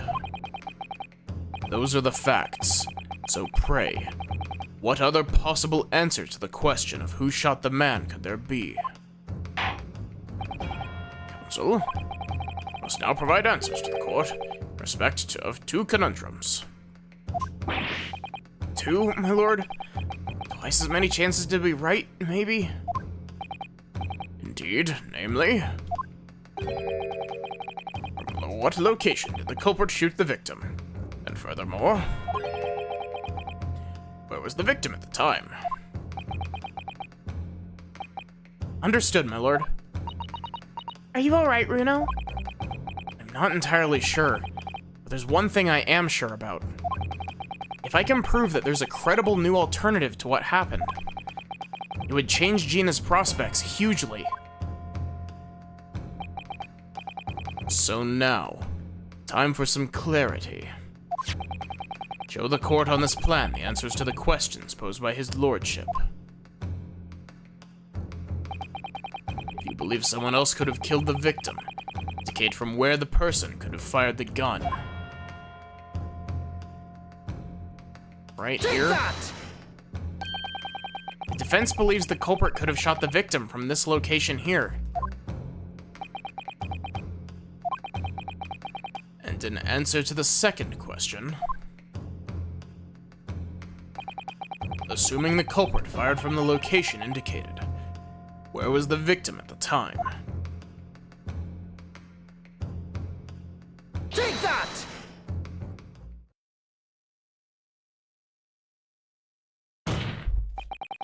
The culprit shot the victim from outside the storeroom. Continue. Mr. Windybank died instantly from a bullet wound to the back.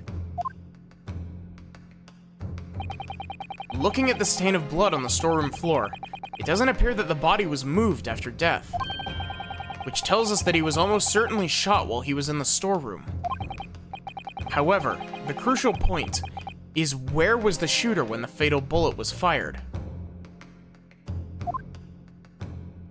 Hey, Dash. Are adamant that the shot was fired from outside the storeroom? Well, according to the Skulkin brothers' earlier testimony. Tired and have a headache, but won't stop playing your game.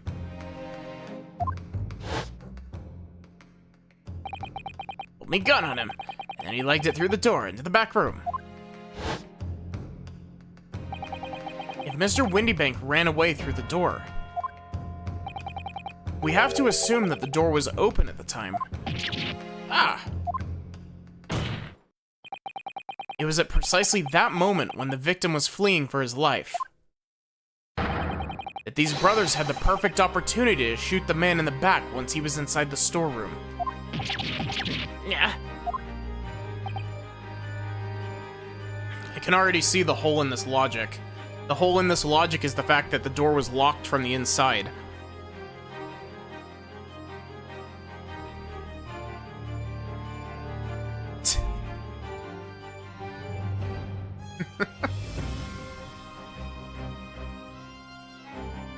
What?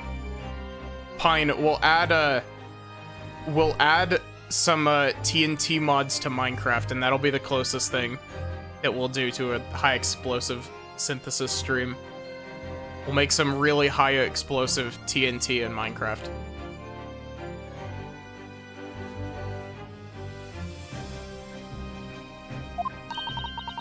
Come to think of it, do you remember what the prosecutor said at the start of the trial? Moving on to the findings of Scotland Yard's coroner. His report states that the bullet entered the body on a rising diagonal trajectory. Is MoTNT still being updated? Also, give me a sec.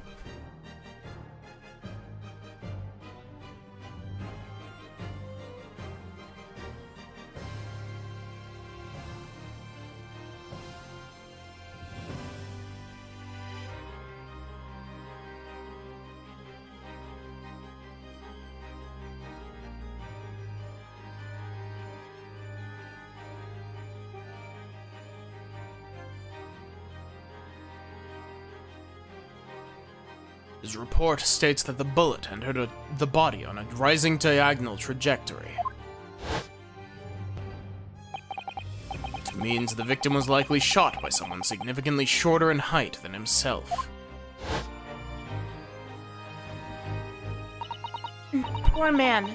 Shot while he was running as fast as he could to safety. Ah, of course. Not that specific mod, but there are quite a few replacement mods for it.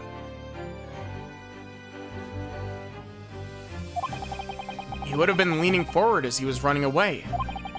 So even if the bolt was fired horizontally, it still would have entered his body on an upward trajectory. So the culprit isn't necessarily someone shorter than Mr. Windybank. Objection! I'm sure that my learned friend can't have forgotten. The storeroom door was found closed and locked from the inside.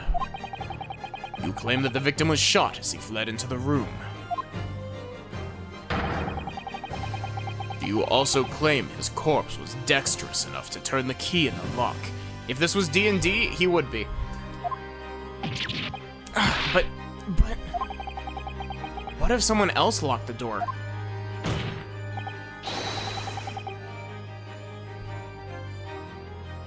Yes, there is someone else who could have locked the storeroom door. Is that so?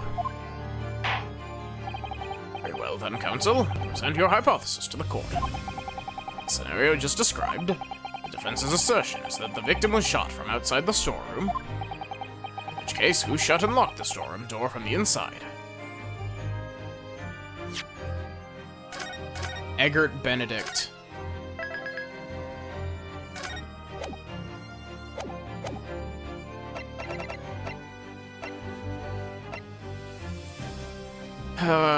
This feels like a trap, because I have to implicate my own client for this. Take that! Obviously, the person who locked the door was the only other person inside the storeroom at the time. The defendant, Miss Gina Lestrade. Objection! That's absurd. You're suggesting the accused deliberately engineered the sealed room. For what possible reason? Such actions would only serve to tighten the noose around her neck. Inclined to agree, I must say. Well, counsel?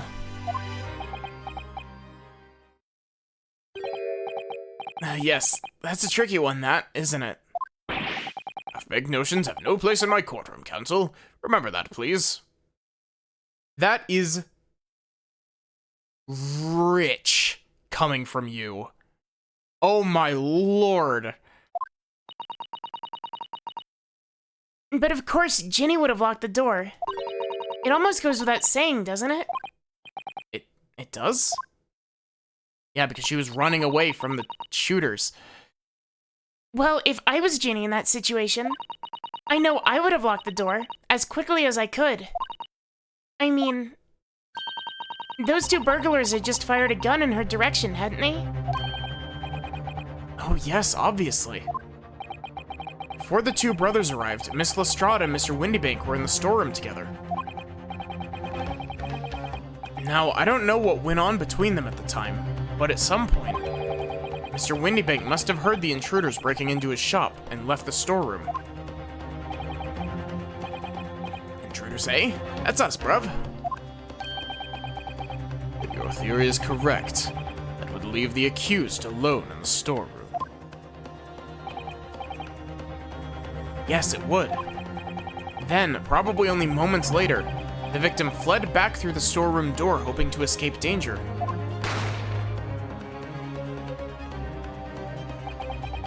Hit in the back by the bullet, Mr. Windybank fell to the floor where he was, just inside the storeroom. And what we have to ask ourselves now is, what would the defendant have done in that moment? I see where you're going with this. Outside the storeroom was a terrifying killer who had just murdered Mr. Windybank. As soon as that thought struck Miss Lestrade, she slammed the door shut and locked it, in order to save her own life. Hold it! But we ain't the ones who done it. We ain't. You gotta believe us. I mean, come on. We'd never shoot no one. Objection! That's blatantly untrue. I know for a fact that you would. Because before my own eyes, you shot Mr. Herlock Sholmes, and you've just torn a hole in your own argument because only one shot was fired from their gun. Great. There's only one logical conclusion here. Mr. and Miss... It always throws me off, Mr. and Mr. Skulkin. You brothers had every opportunity to have been the true perpetrators of Mr. Windybank's murder.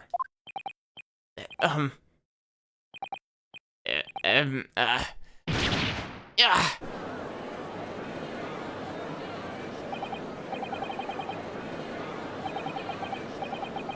Say it wasn't the pickpocket who shot the pawnbroker after all. I should have known it was those three brothers. They look shady as a dense forest. That was amazing, Bruno. All the members of the jury seem to be firmly on your side now. No, first time ever. Probably the last. Well, I think you've done it. Surely they'll have to give a verdict of not... An admirable effort, my learned friend. What's this now? He's laughing? Find the situation amusing, Lord Van Zieks. I myself find the defense's argument most persuasive.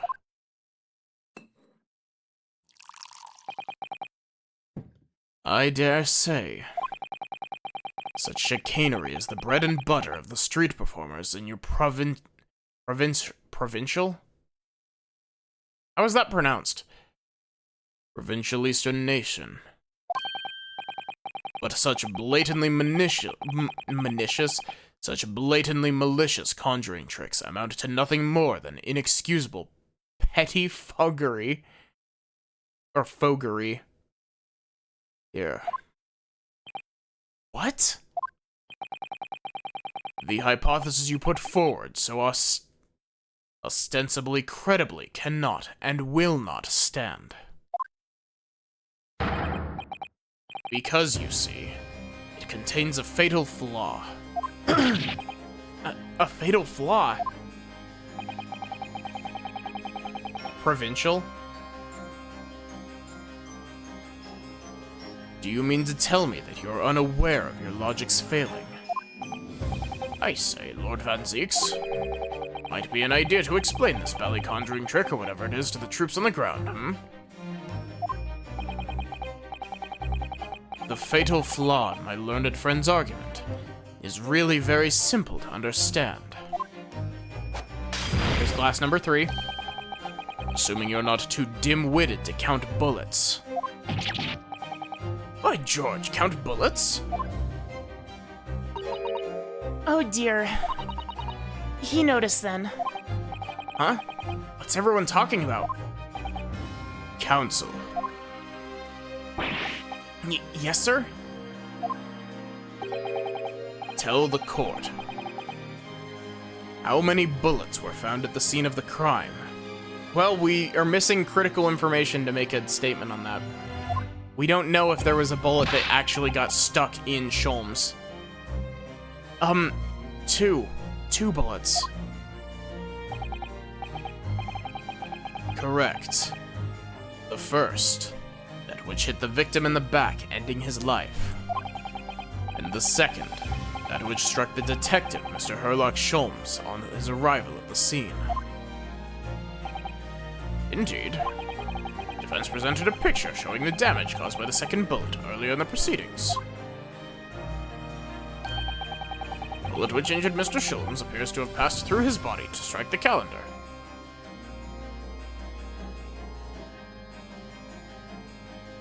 What are we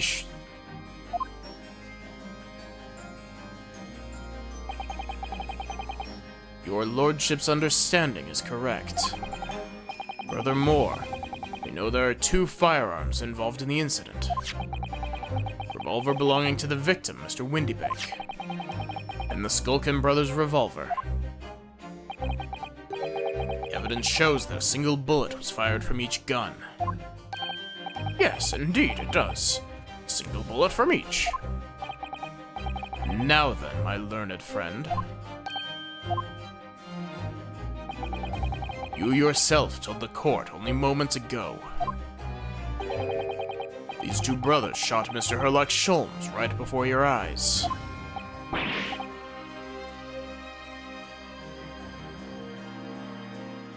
Yes, I did. Oh my goodness. I think you'll find. And if a single bullet was fired from the brother's gun at Mr. Sholmes, it means... Windybank not shot by the same gun. Stop. Only 1 bullet. Stop. Give me just a sec.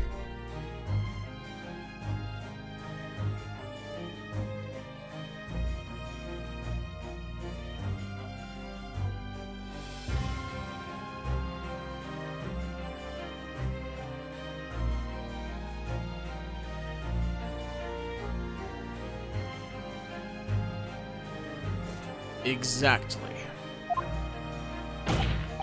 Yes, this Nipponese street performer presented an ostensibly credible argument. However, it was never anything more than a diversionary trick, with no hope of standing up to scrutiny.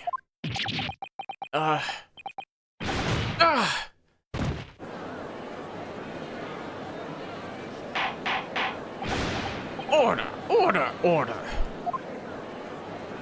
And there goes the bottle. Pray, forgive the discourtesy of flinging the dregs of this hallowed nectar into the public gallery. Lord Van Zeeks? This court needs to open its eyes. The accused, Miss Gina Lestrade, is no ordinary little girl. Despite her young years, she can regrettably no longer be described as a juvenile. No, the person in the dock is far from a law-abiding citizen. She has a past riddled with criminal conduct. The truth is, the accused broke into the pawnbrokery on the night in question with loathsome intent. And as we see beyond a doubt in this print, which depicts her which depicts her threatening the victim with the murder weapon. And I have here in my possession one more piece of evidence the prosecution wishes to present. That disc.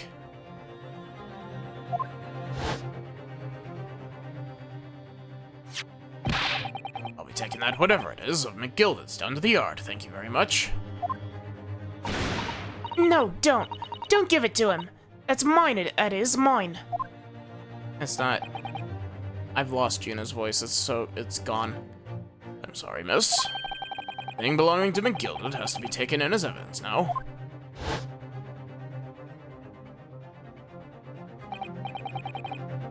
Yes, that music box disc. McGilded's music box disc. Very day before the hateful murder of Mr. Windybank. The accused attempted to make off with this article, which clearly doesn't belong to her. And with none of the subtlety of a pickpocket, I might add, but by brute force and brazen impudence. Good gracious.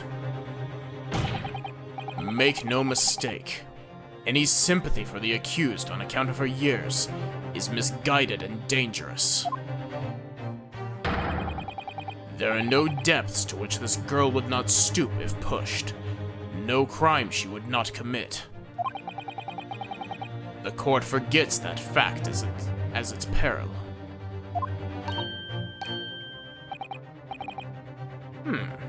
I see. I think it would be prudent to take this music box disc into evidence, counsel. It's a grim testament to the defendant's character. Lord Van Zeeks, Inspector Gregson? What? Yes, Inspector. We had a meeting yesterday in the yard with the prosecution service, and, I think I was agreed that disc wouldn't be used as evidence.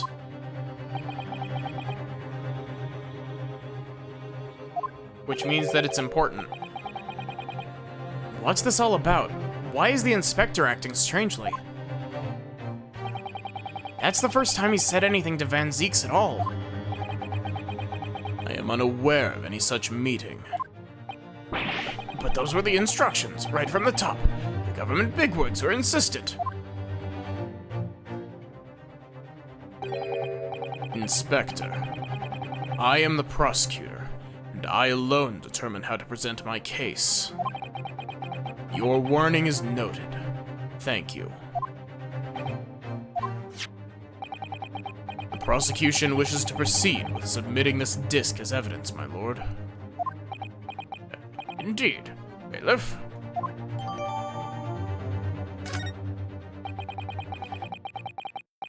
The prosecution has established the accused's motive, opportunity, and baseness of character. There is nothing more to add. Shut your mouth.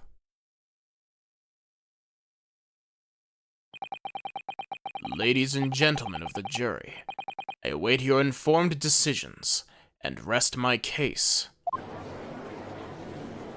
You rest your case, then you better not be talking after this, buddy, as you've already closed your argument. I don't believe it. I had the jury on my side for once, for all of 5 minutes. Oh dear. It wasn't even for 5 minutes, Runo. My lord. Wonder if I might say something at this point. Proceed, Mr. Foreman. Been stumbling about on a bit of a fog up to now, in truth, be told, but all of a sudden, the answer is barely obvious to me and my men. There's only one thing for it. Oh no. Very well, the court will hear from the jury. Ladies and gentlemen, you will present your leanings to the defendant's culpability. Guilty. Guilty. Guilty. Guilty. Guilty. Guilty.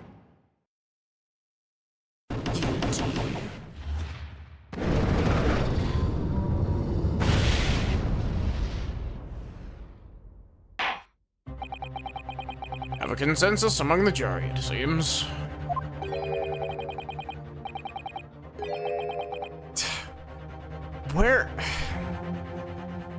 Where is this quote from? When you have eliminated the impossible, whatever remains must be the truth. That's my line. I wrote that for Hurley. How dare he use it against us? Don't worry, Iris. I don't think we're finished yet. There's still more to this case than we realize. There must be, because there's one thing that I'm absolutely certain of. Gina didn't shoot Mr. Windybank. That's beyond any doubt. Very well. We'll proceed with the second summation examination of the day. Mr. Foreman, are you and the other jurors ready? Your Deb Squadron is primed and ready for action, sir. Very good. So, ladies and gentlemen of the jury, you will each explain on what grounds you have now determined the defendant to be guilty.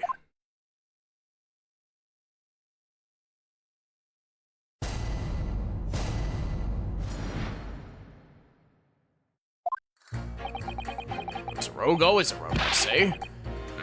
From breed to us law-abiding citizens. As only 2 bullets were found at the scene, I would say the whole case is done and dusted.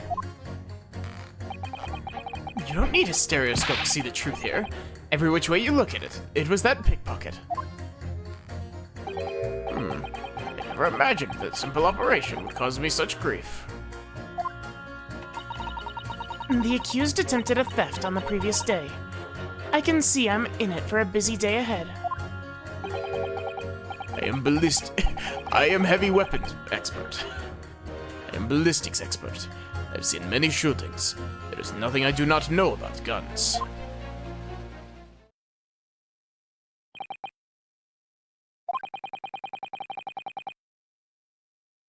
How does the quote from the heavy video go? It's just like, people think they're smarter than me. Maybe. But I have yet to see someone who can outsmart Bullet. It would seem there's little remaining room for doubt. To admit, I was rather bowled over by the argument put forward by the chap in black. But when that fell apart like a house of cards, I saw that I'd jolly well been hoodwinked. You know, if only the jurors in this game were as willing to swing over to the side of not guilty as they are to immediately condemn someone as guilty. Well, no more. The whole courtroom is turning against me. It's not fair. Iris? That prosecutor's being mean. Just because Ginny's done some things she shouldn't have done in the past, that doesn't make her a murderer.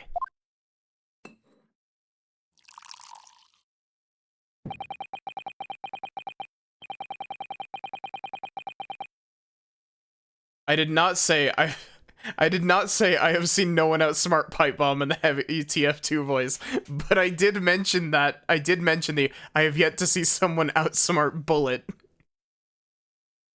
Allow me to savor this fruity vintage while I savor the spectacle of your fruitless debate on the matter. Here's to the truth coming out, eventually.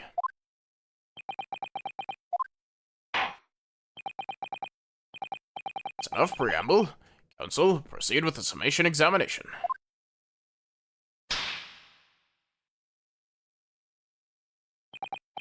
Yes, my lord. It costs $400,000 to fire this weapon for 2 seconds, yeah? It's a rogue, always a rogue, I say. Different breed to us law-abiding citizens. Just because Miss Lestrade has a history of pickpocketing, she must be guilty of murder, is that what you're saying? Well...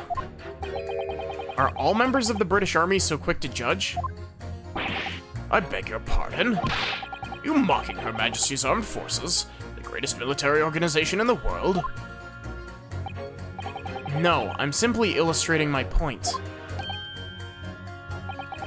Making assumptions about people because they're a soldier or a pickpocket is wrong and dangerous.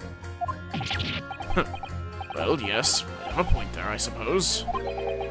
Let's not forget the girl had already shown she did it she had it in her from before.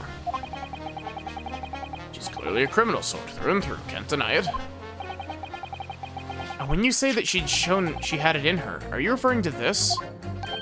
Exactly. I just wiped that only one day earlier, Or am I mistaken?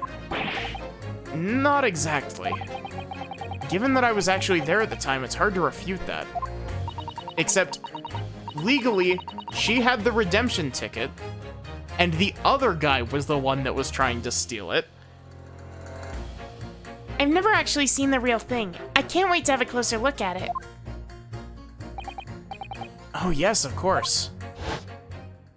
Because Sholmes made a duplicate of it with caramel. Mr. Sholmes did use his caramel bars to make a copy of the disc, didn't he? And then he ordered every type of music box he could find from across Europe.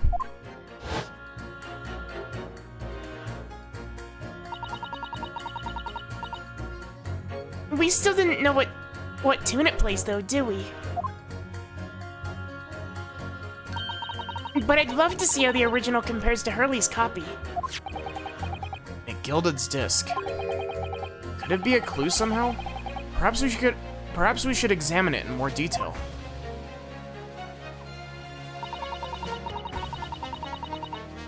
Well, I will take that as a, Oh, Bruno, look. This is blood. Yes, you're right. Just a small smear, but definitely blood. Actually, I feel as though I might have noticed that before. Aha! Then it's my time to shine again. I thought I'd be waiting forever. Oh, shit! Okay, that's really smart. What color blood is this gonna be? Alright, hold still with that disc, Bruno. Can we get this done quickly, Iris? In a flash.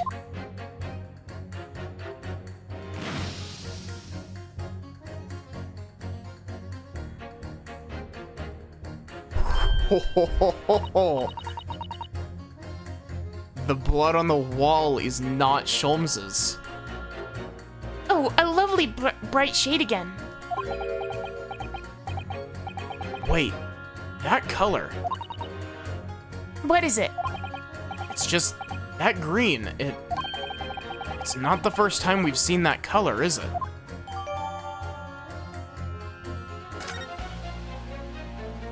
That's really smart. I like that a lot. As only 2 bullets were found at the scene, I would say the whole case is done and dusted.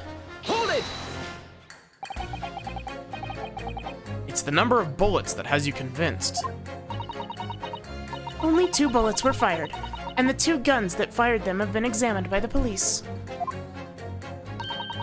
When the parlor maid asks me how many are invited for dinner, I always tell her to count the table settings. Oh, that's logical, I suppose. Watching someone forget that the blood device was a thing for so long, because it's very understated, like... Although, Yes? sometimes after dining, crockery does go missing. 1 or 2 guests rather like fine china. Does your employer dine with thieves? And so I suppose, if there was another bullet somewhere, of which we were unaware, Thank you for the stretch. I'd have to reconsider my position. I heard a bullet somewhere on the scene. That be possible?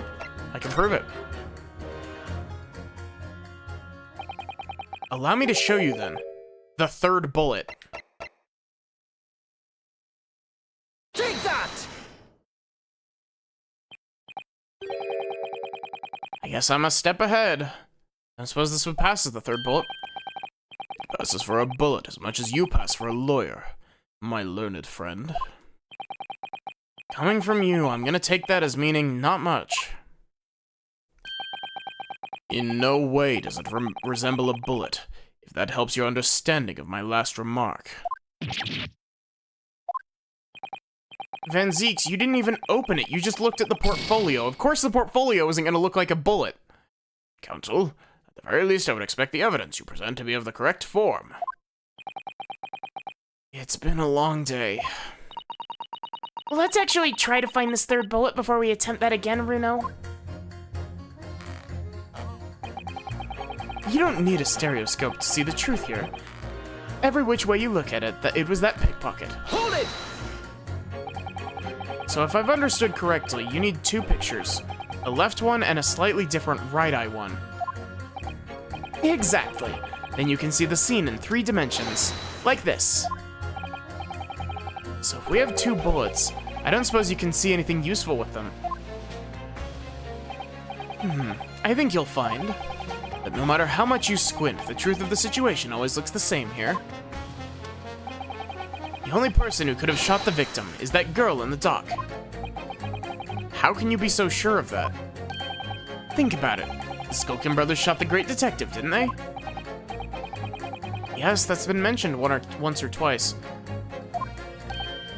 Well then, surely it's coming into focus now, isn't it? This is a waste of time. I'm not gonna change this man's mind anytime soon. You wanna know what video I just reminded myself of thinking about how stupid these jurors are? The Dubus Goobus video, where he's just like, where Phoenix is just like, okay, Edgeworth did it.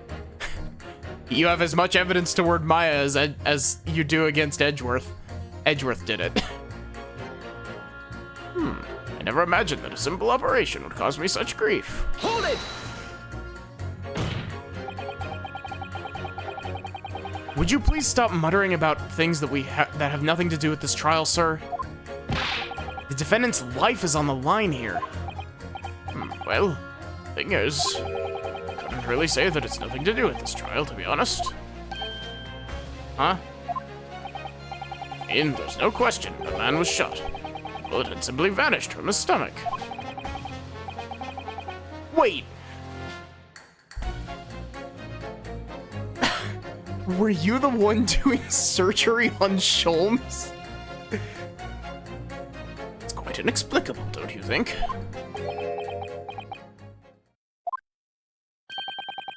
I almost don't want to ask, but this surgery you've been muttering about all this time, you were operating on... Was that fellow's name now? Ehrlich? No, Erlock? No, Hairlock? Erlock Sholmes by any chance? He digested the bullet. Yes, good lord. It was that Hairlock fellow. What? You're the surgeon that operated on Mr. Sholmes. That's right, using the very latest anesthesia techniques, I might add. It was a fairly major op, I can tell you. This is crazy. Let me see, that fellow was brought in not long after midnight, if I remember correctly. He said he'd been shot by some criminal, or other, so I opened him up like a shot. Funny thing is, over his insides with a fine-tooth comb. Couldn't find the bullet anywhere. I'm afraid I had to throw up my hands and just stitch the fellow back up. I hate to state the obvious, but... Yes? Surely that's because the bullet is still at the scene of the shooting. Accounts for the defense is correct. This is clearly shown in this photographic print. The bullet that the Skulkin brothers fired at Mr. Sholmes hit him in the stomach region, and exited his body and lodged in the shop wall where the calendar was hanging by the door. I think you'll find it's really quite simple if you just consider this problem three-dimensionally. What do you think I am, son? Well, juror number 4 is about the best I can do. As soon as I saw the wound in the man's stomach, I flipped him over. Like a pancake? Are you saying you checked his back? Of course I did. There wasn't a trace of injury. No sign the bullet had left the body at all. What? That's the point. The logical conclusion was that the bullet was still somewhere in the man's innards. I can't believe Sholmes is gonna die of lead poisoning. It was exactly why I set about slicing him up. I can't believe that Herlock Sholmes got Von Karma'd. I'm still none the wiser, even now. How many times do I have to say it? Can somebody please explain how it happened? Can somebody please solve the mystery? It's almost as much of a mystery as to how this jury was put together. The mystery of where that bullet ended up is infuriating. Where's an expert where you need one? Sholmes's insides are fucked up. I mean, isn't it like a genuine thing that can happen where you can get like you end up with like weird situations like on very, very rare occasion. Isn't it possible for a bullet to kind of get lodged in you in such a way that it can get stuck in your like bloodstream and actually move through your bloodstream? Like move through an artery? I might be completely imagining this.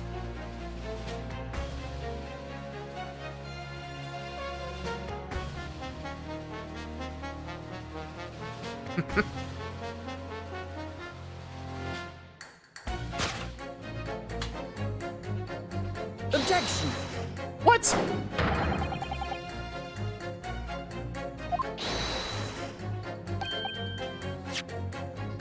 Fine then, game. You're gonna play dirty. I'm gonna play dirtier.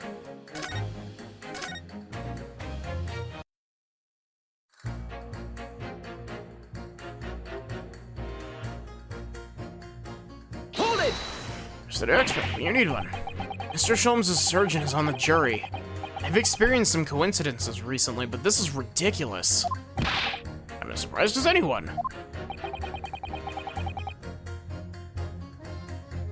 Talk to everyone. Like... that... it hurts. It hurts. When...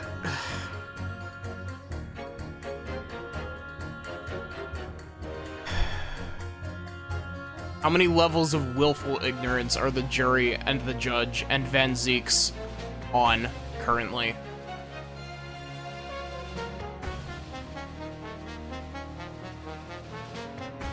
Like Van Zeeks, you know, he's kind of okay, but like the judge.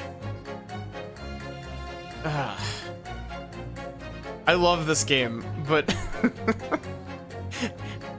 I love this game, but I feel like the rest, like up until this case, everyone was reasonably smart, and then the average IQ dropped by like 25 points the instant we entered this case.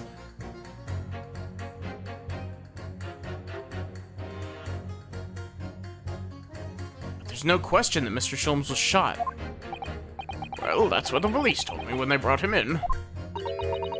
How bad were his injuries, Doctor? It's in a bad way. He lost a huge amount of blood, you know. I suspect he was shot at quite close range, too. His skin was badly burnt around the point of entry.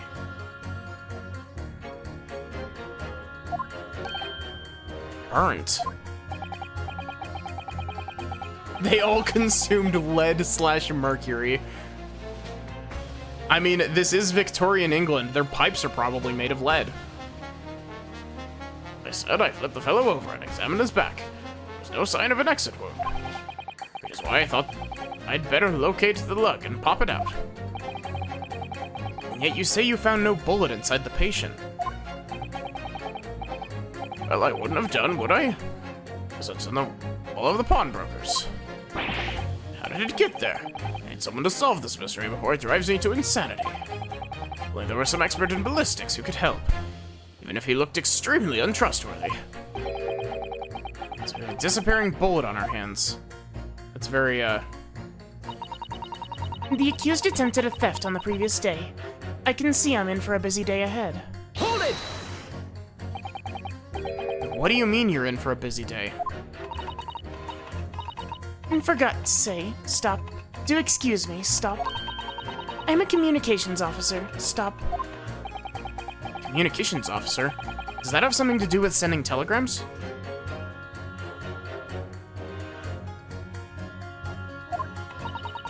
Everything from personal messages written by members of the public to the latest news in the capital. I convert all of the messages into Morse code and tap it out to the entire world electronically. It's the entire world. Thousands of miles of cable under the sea. Stop. Worldwide communication network. Stop. Information transmitted to and from all corners of the globe. Stop. Ah, yes. She was getting equally worked up about the radio waves or the like before, wasn't she? I specialize in communicating information from the government departments and newspaper offices. I see. I'm sure I shall have to wire the newspaper reports of today's guilty verdict later. So no sleep for me tonight, I imagine. Let's just finish the trial first, shall we? I am ballistics expert. I've seen many shootings. There's nothing I do not know about guns. Hold it! I thought you were just a tourist. Today I'm visiting London for sightseeing. I'd like to take bus to Crystal Tower, please? Please? There's no way he's just a visiting tourist. So you're a ballistics expert. Who knew? I have much experience with guns. Ah. I've lived through many. What do you say? Extreme, violent bath of, no blood of, Extremely violent bloodbaths, perhaps? Those. Extreme violent bloodbaths. English is a very difficult tongue. Considering the sort of people you associate with, I'm surprised you still have a tongue. Anyway, if you have questions about bullets and guns, you ask me. There is nothing I do not know. No mystery I cannot solve. He's very confident in his knowledge of guns, that's for sure. But if possible, please, only in Russian language. He's not very confident in his knowledge of English, though, is he? No, still, we should bear it in mind. He's our man if there's a mystery about guns or bullets. Van Zieks has managed to convince everyone. When you have eliminated the impossible, he said. But he hasn't. If we're going to fight back, we need more material. And we have to fight back, and we have to fight back. We have to turn this trial around again. Okay, so...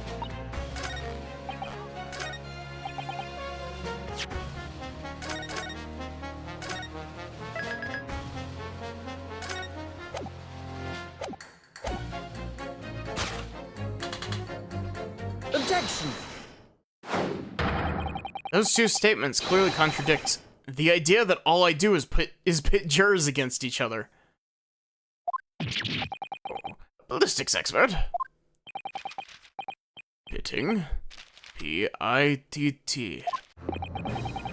On the night in question, Mr. Sholmes was shot by one of the Skulkin brothers. But since there was no sign of an exit wound on his back, we must assume the bullet didn't pass through him. However, no bullet was found lodged in Mr. Sholmes' body either. Furthermore, a bullet was found lodged in the wall of the shop where Mr. Sholmes was shot. The secret is that the bullet hit one of Mr. Sholmes' ribs and ricocheted straight back out the same wound. Juror number 6. Hello, my name is Villain. Pleased to meet you. This apparent contradiction in the facts is so clearly troubling juror number 4. Are you able to explain that mystery? I have seen very similar situation in Motherland.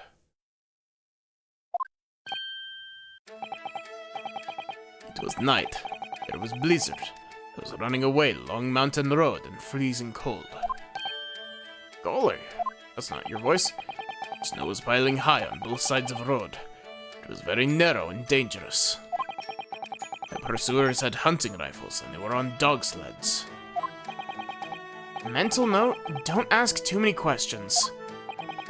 I was shot from behind. I fell down in snow. This situation was very similar to what I hear today from Doctor. I could not find a bullet in my body. No sign of, how do you say, exit wound. Then where did the bullet go? Bullet never hit me. Well, if it never hit you, where did you fall down? Bullet hit a frozen wall of ice very close to my side. What? One small piece, very sharp, broke away from a lump of ice and pierced my body. It made a deep wound that looks just like bullet wound. Good gracious. Of course, a piece of ice quickly melted inside me. That is solution to mystery of disappearing bullet.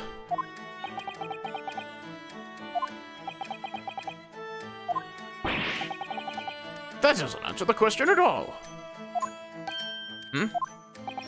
Shooting happened in a pawnbroker's shop. Not some snowy mountain road in another country. I can't believe that Sholmes has glass in his veins. Just an idea, but we might not be looking at exactly the same scenario here. Runo, where exactly was Hurley shot again? Well, according to the report, in his stomach. Sort of around this area, I think. Well, that's precisely where he always wears a little pouch on his belt. Pouch? Actually, I might have noticed something like that. Yes, a pouch. It's where he keeps 3 glass vials of very dangerous chemicals that he uses during his investigations. What? Really? Doctor, where is the pouch Mr. Sholmes was wearing? Well, the fellow had nothing like that on his person when he arrived at the hospital, as far as I remember. If I may. Lord Van Zeeks. While I realize it is forbidden for the prosecution to interject during a summation examination, I should inform the defense that I have the pouch in question in the antechamber outside the courtroom. It's in juror number 1's pipe. Sorry? As I understand it, when the police arrived on the scene and found Mr. Sholmes injured, they removed the pouch in order to assess the wound. Thank goodness. I thought I was getting forgetful for a moment. Since then, it's been in my safekeeping along with all other evidence relating to the case. He just summoned another bottle. Actually, I like the idea that he's like, oh shit. He's like, Ryunosuke Naruhodo is doing another summation examination. Well, I guess that gives me plenty of time to go get another bottle. He just dipped out the instant Ryu called for another summation examination. And got another bottle, and now he's raising an objection. Whoops. I can personally vouch for the fact that it has not been touched since the incident occurred. Very well, while examining extremely unconventional during a summation examination, I must demand the prosecution presents the item in question with all speed. Bring forth Mr. Herlock Sholmes' pouch. Secret is that this is how Sholmes gets blood poisoning. I see. This is the pouch worn by Mr. Sholmes on the night in question, is it? Look at that! One of the files is broken, and the leather around it is scorched black. It's almost as if the file exploded. Exploded? So that night, the bullet from the Skulkin brothers' gun struck Mr. Sholmes' pouch. It was the glass vial exploding that caused the fellow's injury. This bullet did not penetrate the victim, but was deflected into a wall of shop.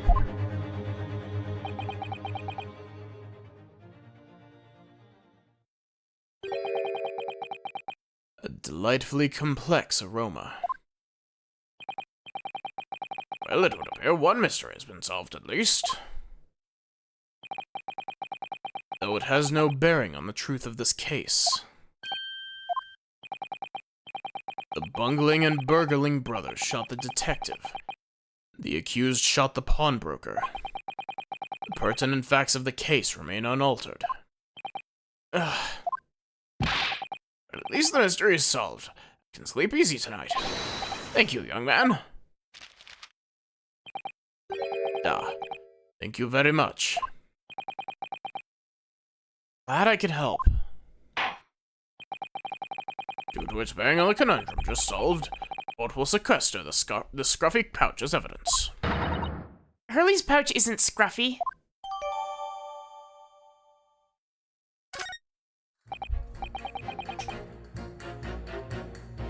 Let me guess, we're gonna crack this thing open and it's just gonna have the bullet in it still. Now, the summation examination. Would appear the defense is somewhat struggling to alter opinion, Please, my lord. A little more time. After all, that's a new piece of evidence. It could be a valuable clue, and you can't afford to overlook anything here, Ryunosuke.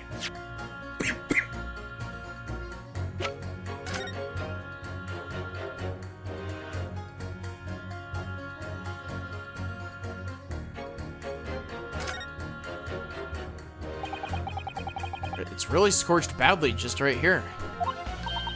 Oh, the strap is broken, look. Must be where the bullet hit then. Let me see. Yep, there it is. What the? Iris, look! Behind where the broken file was, do you see it? That's the Skulkin Brothers bullet. What a stroke of luck that it hit his pouch. This is an amazing discovery. What this means is, there were 3 bullets fired at Windybanks that night. We found exactly what the juror was talking about. The 3rd bullet. It's time to press that juror again, I think.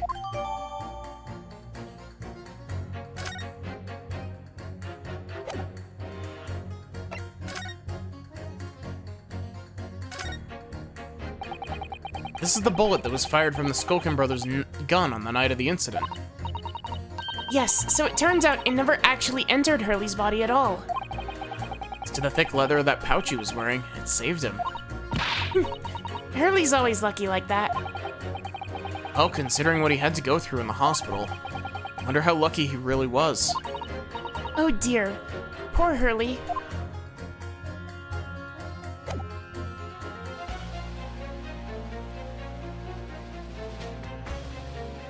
A pipe bomb, clearly.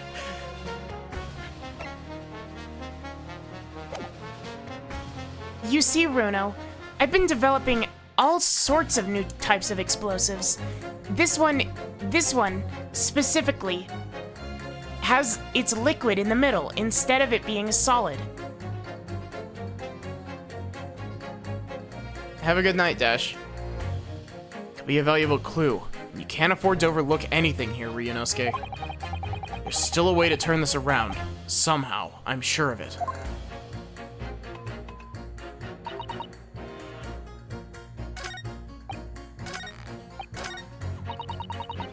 Hold it! Okay.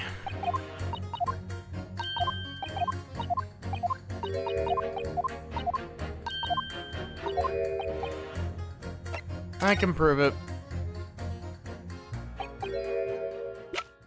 Take that! And here it is. We discovered it just now. Yes, on the night in question, in Windybanks Pawnbrokery, another bullet was fired. Hold it! What is this new trickery, you Nipponese conjurer? Where did you find that bullet? It was lodged inside Mr. Sholmes' pouch. What? This pouch was removed from around Mr. Sholmes' waist before he was taken to the hospital. And since then, it has been touched by no one. You mean to say, shot fired by the Skulkin brothers that night? Yes, as your lordship has surmised, it hit this pouch. That makes no sense whatsoever. I already know the whereabouts of the bullet fired at Mr. Sholmes.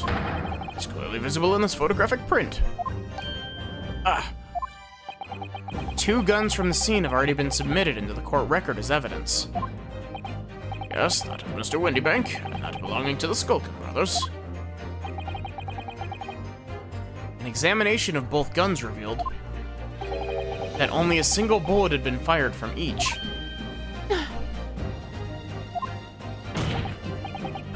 But that must mean...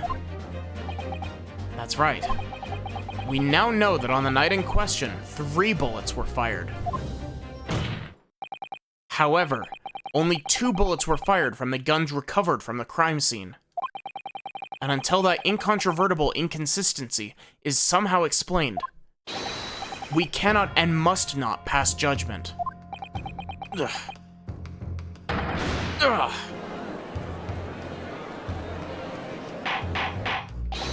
Meaning Sholmes presumably still has glass embedded in his gut? Yeah, exactly. Order, order, order.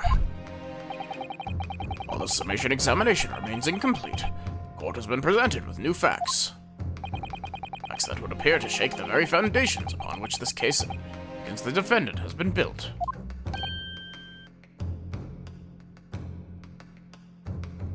Macro Sans. This is my prerogative in this situation. I hereby temporarily suspend the summation examination. By Jupiter. What?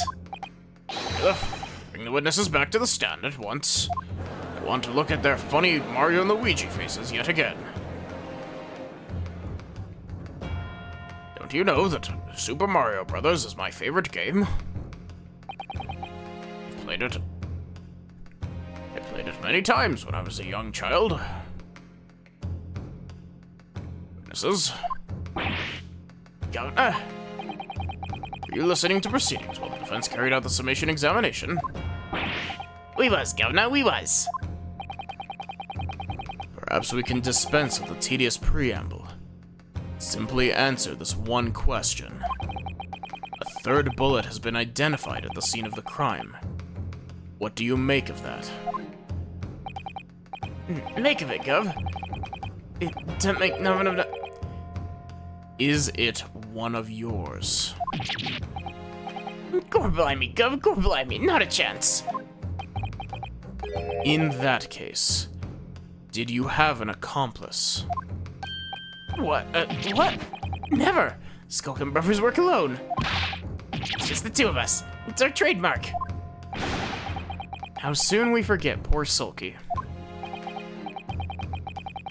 Only one of the two bullets from the crime scene originated from the firearms we have in evidence.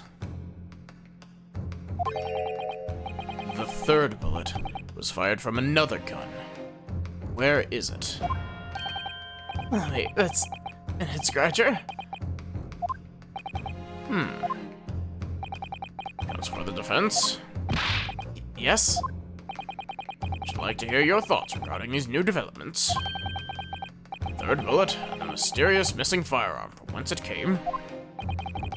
Thinking back over all the testimony we've heard and all the evidence we've seen, I think I'm starting to form a picture of what really happened that night. My lord, I think it's clear what this third bullet tells us about the Skulkin brothers.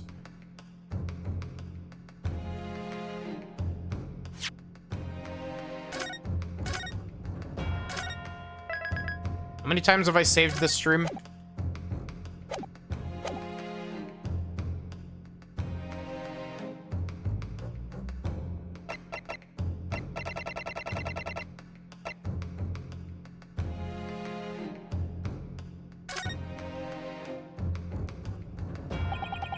I believe it has nothing to do with them. Nash, eh? That's right. Yeah, nothing to do with us, Gov. We've established that one bullet was fired from each of the two guns already known to the court. The logical conclusion, therefore, is that on the night in question at Mr. Windybank's pawnbrokery, there was another person present in possession of a third firearm.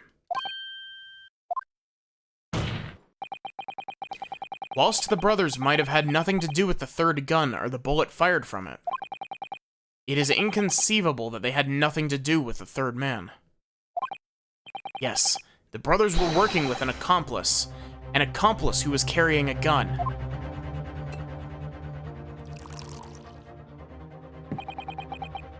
An accomplice, you say? Pigswill. These protracted proceedings have already forced us to endure 2 summation examinations. Yet in all that time, there has not been a murmur of a third man. If this apparently wraith-like being exists, I like that word, wraith-like. There's glass number 4. court must be shown hard evidence. Without it, this fantasy will be crushed. Ah! The prosecution demands answers on 2 counts. Firstly, proof, evidence that this accomplice was ever at the scene of the crime. And secondly,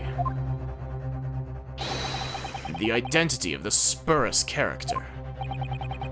Skulkins are lying, I know that. But how can I ascertain the identity of the person if they're of the person they're hiding? Well, Counsel? Nah, he's got Kevlar gloves.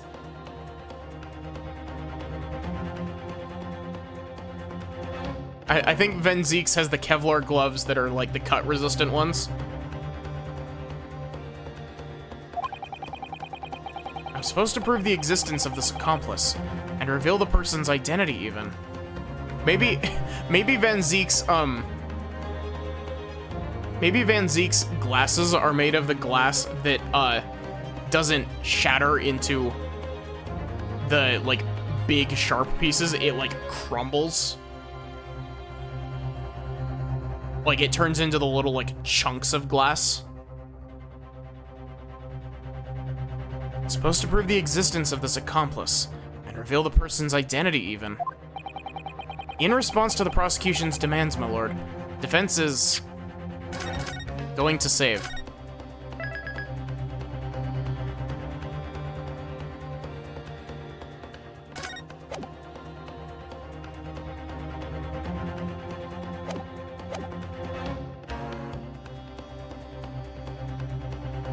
So, I think that we're ready to present answers, but I also might just be a step ahead of the game because the game seems to be 12 steps behind me. The defense is ready. I believe I can provide all the answers the prosecution demands. So, my Nipponese friend, despite the swimming eyes, you seem to think you have something to say. This promises to be interesting. I have to push forward now. There's no other option. I need to use every single piece of evidence available to me if it will make a difference. In that case, Counsel, I would ask you to present the evidence without delay. The night in question, the moments leading up to the death of the victim. What proof have you that there was a third intruder present at the scene?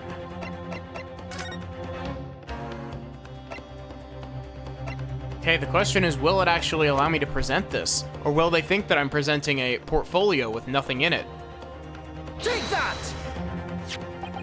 Good. The evidence is right here, in this portfolio.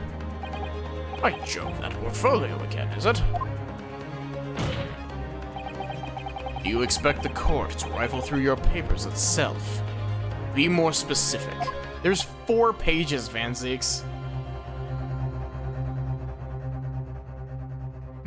Hey Roxas, how are you doing? It's been a hot minute. You claim one of those blood samples proves the presence of this third intruder. Well, which one is it? This one? Take that! What am I looking at here? There appears to be some green paint or such like around the bullet hole in the middle of the calendar. That's a blood stain, my lord. Bloodstain?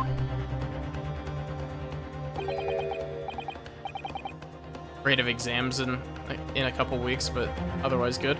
I'm doing all right. Green blood. Curious, even for you. Is the court to understand that the intruder was some inhuman creature? It's something developed by Mr. Herlock Sholmes. The great detective. New invention. Stop. Not yet appeared in stories. Stop. It's this, you see. It doesn't have a name yet, though. This fogger sprays a chemical that reacts with the different elements in people's blood to change its color. Different elements? People's blood. Yes, everyone's blood is slightly different, you see, because it's made up of different elements. And so by seeing what color it changes to, you can tell in a flash whose blood it is. Oh, that brings up a whole extra dimension looking at blood.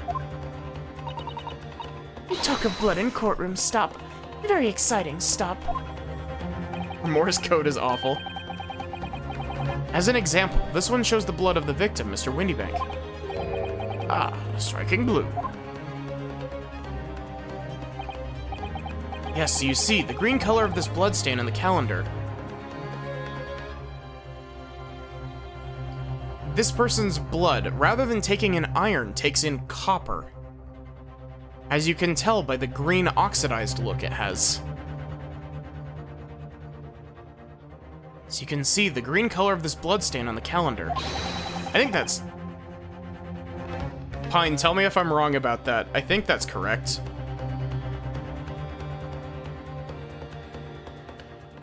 Shows that someone else was shot in the main part of the shop. Hold fire there, young man. Could be from some unrelated incident, couldn't it? No, it's not unrelated. The date showing on the calendar is the date on which Mr. Windybank was killed. By golly. Therefore, we can assume that whoever was shot on the same day. Whose blood is it? Well, the Skulkin brothers in the stand don't appear to be suffering from any gunshot injuries. Which means it must be the blood of someone else. The third intruder, in fact. Objection! Whose identity the court is still waiting to hear. You can't delay this any longer, my learned friend. Who is this alleged third intruder? Take that! The man's name is Eggert Benedict. Eggert Benedict? What on earth are you talking about, Counsel? He paid a visit to Windybank's pawnbrokery in the afternoon before the incident took place, when the accused attempted to deceive the pawnbroker into releasing this article into her possession. That's right. The man identified by the defense, Mr. Eggert Benedict, then attempted to take the article from the defendant by force. He pulled a gun on her. Broker? Yes, sir. I believe this filthy pocket thief has just redeemed an article from you, no? Yes, the article in question belongs to me. I demand for it to be returned at once. No, that's a lie. What are you trying to pull?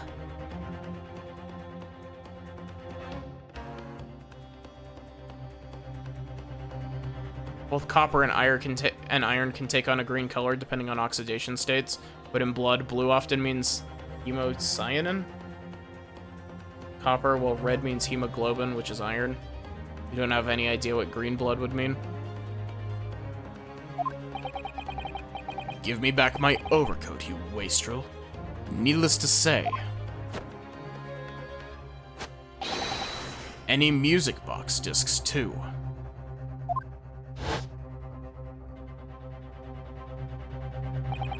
Inspector Gregson was there at the time and can attest to what happened. In the end, it was the inspector himself who took the disc. You corroborate this account, Inspector? Yes, my lord. That's more or less what happened. In the interest of being thorough, I asked Windybank for a print showing the fellow. From one of his red-handed recorders. Gubbinses? Yes, that's him, talking to Mr. Windybank that morning. You claim this man is the brother's accomplice? Well, Mr. and Mr. Skulkin. Well, Mr. and Mr. Skulkin? I've seen the geezer before in me life. On me life, Gov, on me life. Never seen him. Well, somewhat unsurprisingly, here's our witnesses disagree with the assertion. As if they have any credibility left to their name, buddy. I'm sure your lordship recalls my learned Nipponese friend's actual assertion, which was that he could prove the identity of the alleged accomplice. Yes, and I can. Then show us the evidence. I agree. We must see proof that the clean-cut gentleman in the photograph is the filthy criminal you say he is. Why are all of them so hot? Yeah. Van Zieks hits that good vampire aesthetic that's just, chef's kiss. This is the last piece of evidence. I've had a feeling that something has been missing in this trial from the very start. But now, I'm going to drag it kicking and screaming into the courtroom. Ready to present your answer to the court, then, counsel? Yes, my lord. The defense will present the evidence now. Proof that the man pictured in this photographic print was, in fact, the person struck by the third bullet.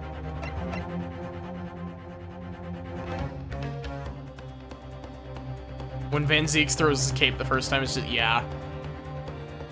Take that! As I mentioned before, on the afternoon of the day in question, the defendant attempted, deceitfully admittedly, to reclaim this disc from Windybanks. Which is when the aforementioned Eggert Benedict appeared on the scene, I believe. This man then attempted to purloin the article from the defendant's possession, no? Eat so much garlic you're immune against vampires? Gosh, talking about vampires makes me want to play Symphony of the Night. Maybe that's the next Metroidvania I'll play, is Symphony of the Night. That's correct, my lord. I myself was present at the time. It was following this that a minor incident occurred.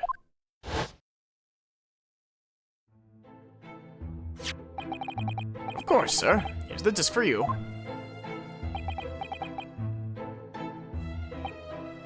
Very well. Then I shall bid you farewell. Say goodbye to style.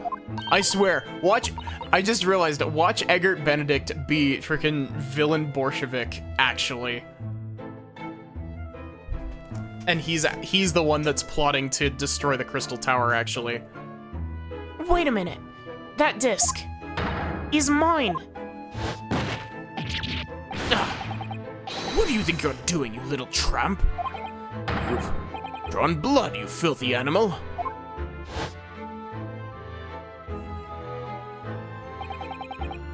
Being a music box disc, it has countless small but sharp metal protrusions over its surface.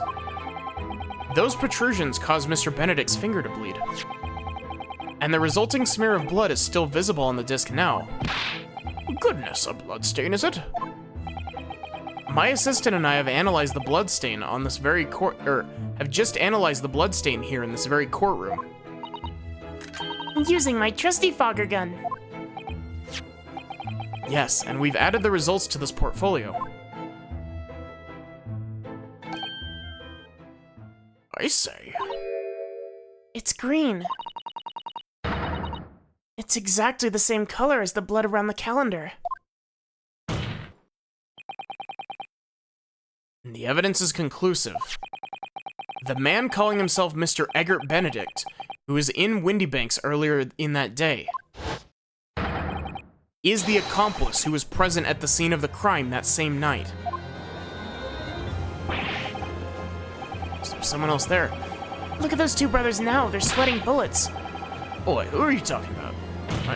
What was that? How was Iris allowed to bring a gun into a courtroom? Because it's not a gun. It's a smoke gun. Also, Iris makes pipe bombs for a living, so... Or at least that's the headcanon that we're going with. It's boiling in here. My lord, it is the opinion of the defense that Mr. Eggert Benedict should be summoned to the courtroom to testify. It would certainly seem that we can ill afford to ignore the gentleman's apparent presence. Objection! This has gone on long enough now. This flagrant ignorance of the mechanics of law. Sherlock Sholmes, you say?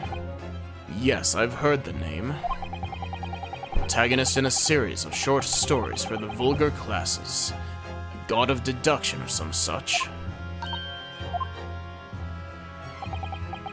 And now you employ chemical substances, devised by this fantastical persona, in the highest court of the land. Do you expect us to take you seriously?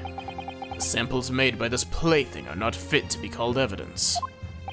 And that is your opinion, and you can take it and shove it up your ass. Along with this pipe bomb that Iris made for you. And so the bloodstain turned a shade of green.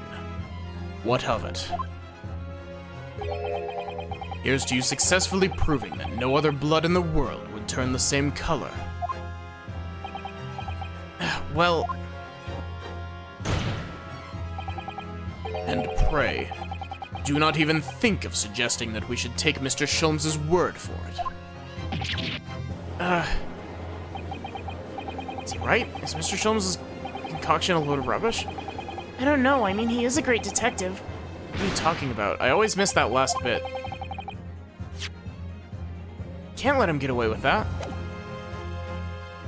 Why does Ryu have a katana in the courtroom? It's not a katana, it's his friend's soul. I knew it would come to this. Of course Mr. Sholmes' invention isn't going to be recognized by any official body. But what other choice did I have?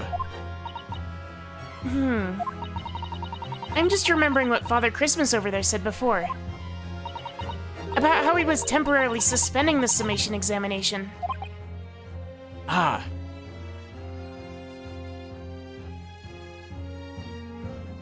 Suppository high explosive cylinder, yeah, exactly.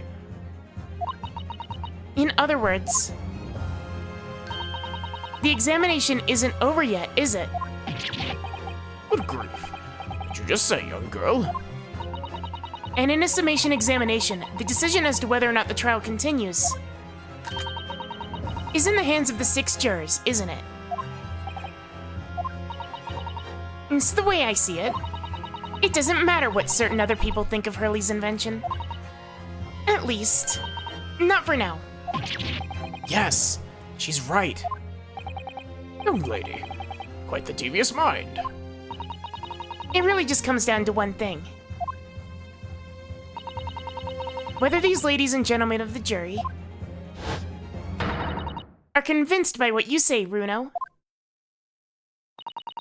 Is that about right, would you say?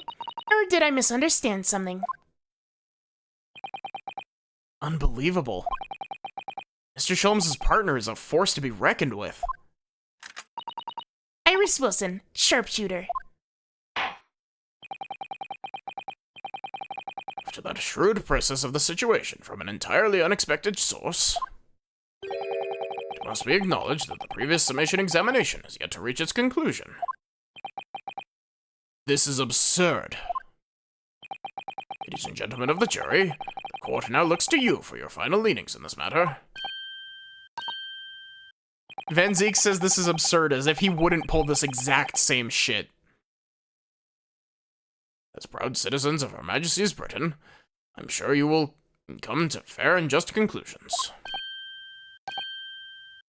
So then, state your final decisions in turn, please.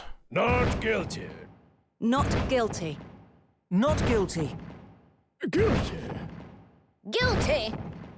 Not guilty. 4-2.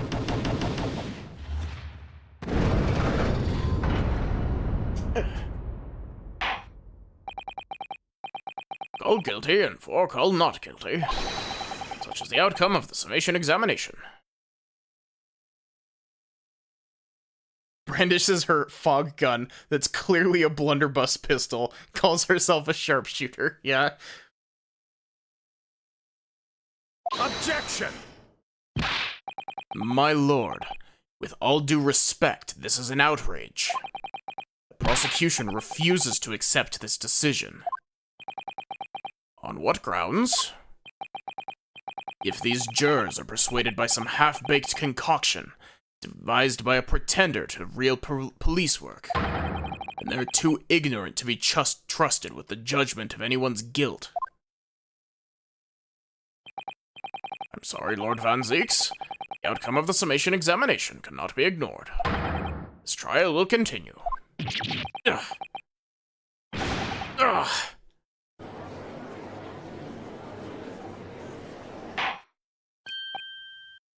Nevertheless, we find ourselves in a rather awkward situation. Defense has very reasonably requested the subpoena of a new witness.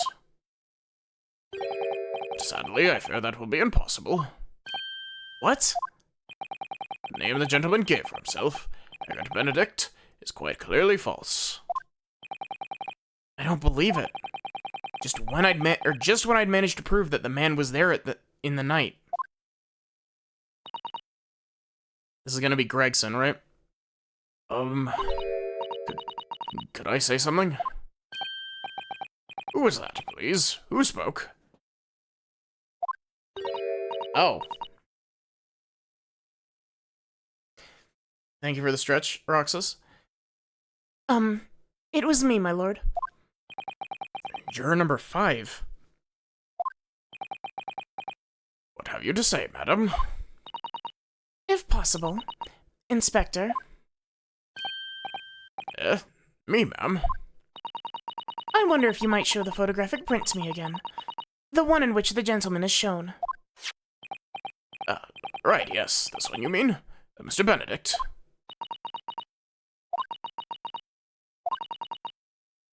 Yes.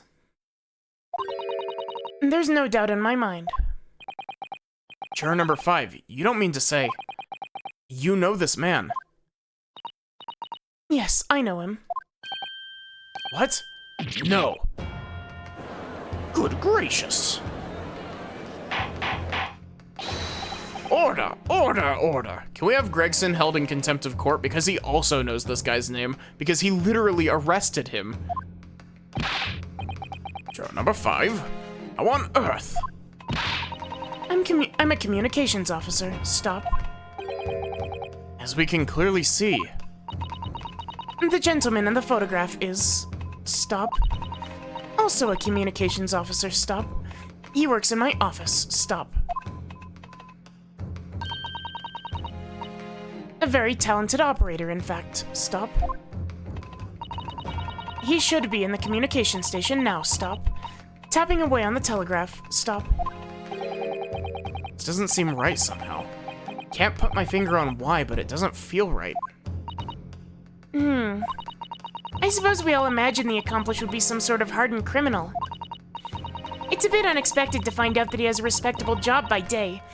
Whatever he gets up to at night. Yes, I suppose that's it. Suppose that's why I felt something was wrong.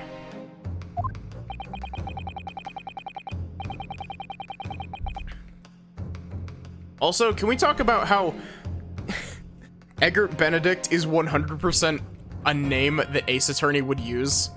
Like, which is like, no, that's clearly a false name. But it's also a name that would 100% show up in a different Ace Attorney game. The gentleman is at London's communication station. Should be able to subpoena him within the hour.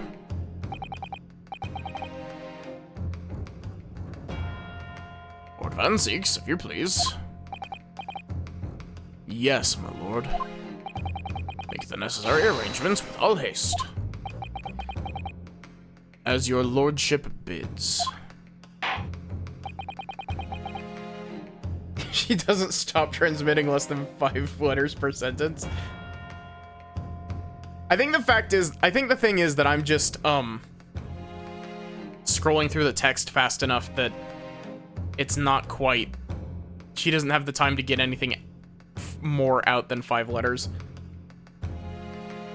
Yeah, I like the fact that the jurors interject, but also Gregson is withholding information. Court will recess for 1 hour. When new witnesses arrive, we shall reconvene to hear the gentleman's testimony. Unless they didn't run a background check on the guy when they arrested him. In which case, that presents a whole different slew of issues. Inspector Gregson? Yes, my lord. I should like to hear from you, specifically, about the events at the pawnbrokery on the day in question. Come to my chambers during the recess. I want to see you alone, Gregson. Yes, sir, my lord. Very well, court is adjourned until 1:40 p.m.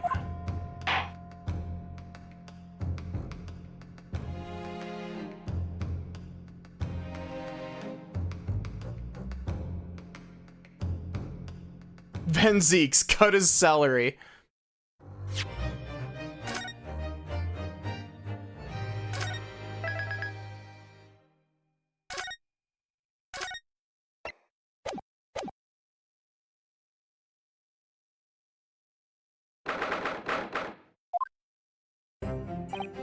Ah, Gina, how are you holding up? I'm starting to feel quite warmly toward her frequent cold shoulders now. Ginny, are you alright? Why aren't you saying anything?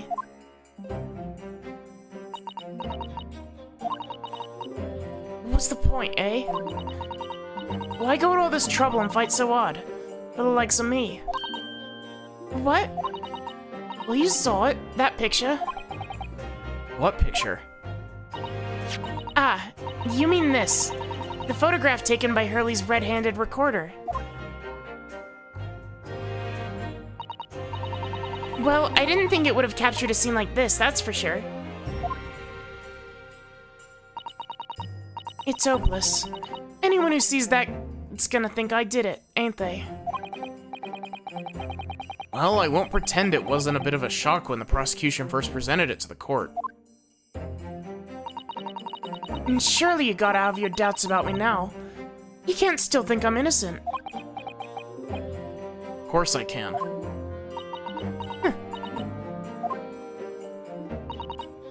Ginny, why don't you talk to us? Tell us what really happened that night.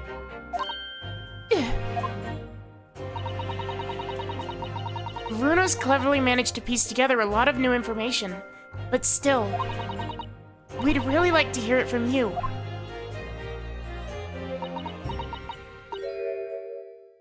Alright then. It was after we'd had dinner that night together at your place, right, Iris? And then we'd all had the chat up in your office, didn't we? Yes, I remember. I was about to say, don't flash back to that, please. After that, I just couldn't get sleep. And so I slipped out and went down the street. To the 2-for-1. To Windybank's place. I had to know. If Iris' story was there or not. Hound of the Baskervilles. I don't know what it's about or nothing. But if you ask me, there's something in it that Sholmes don't like. And something what he don't want other people reading. So that's why I lied to Iris about sticking it in a lug, with Windybank for safekeeping. At least, that's what I thought at the time. So you broke into Windybanks. I just had to know if it was there or not. I mean, I had no idea what all that was gonna kick off, did I? I struck the lock and snuck inside. It was dark, as you like in there. And so I gave the oil lamp on the counter a bit of a wick. And that's when... What do you think you're doing? I nearly died, I did. Next thing I knew...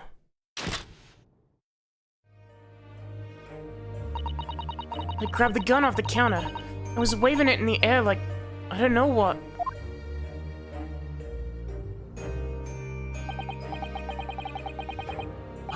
You're the girl who was in here this afternoon. Didn't think pickpockets went for armed robbery.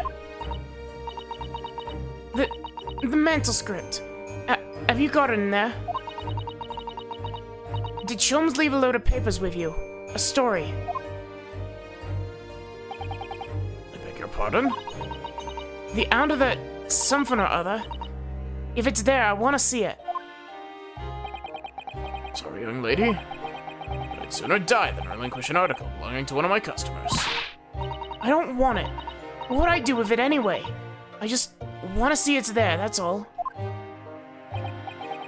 You want to see it, do you? I want to know if Sholmes really pawned it or not. Please, just let me see it and I'll go.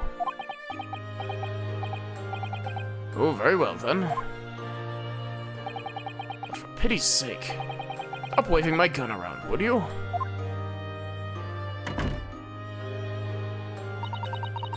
So then the old cove unlocked the storeroom door, and we both went inside. And it was there all right. The mantle script. Sholmes weren't lying at all. You did all of that just to check for me, Ginny?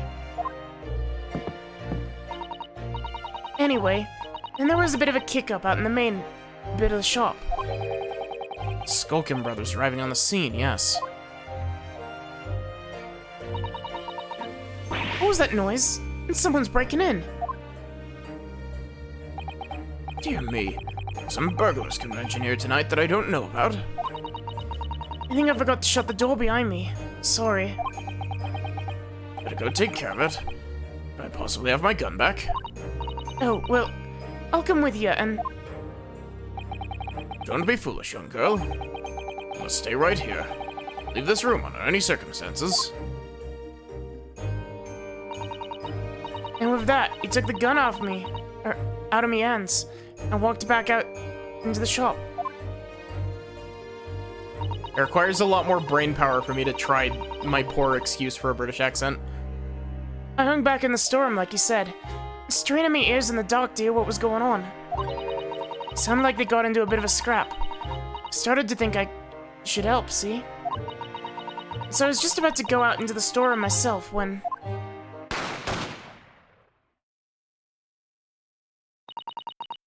I heard a couple of shots go off. 2, I think. Almost at the same time. And then there was, right at my feet, lying face down on the floor. I was right next to the storeroom door, so I slammed it shut, and locked it as quick as you like. So you thought whoever had shot Mr. Windybank might come for you? Yeah. So I went to grab the old cove's gun. I figured I'd put up a fight at least. When I got a better look at him, I knew.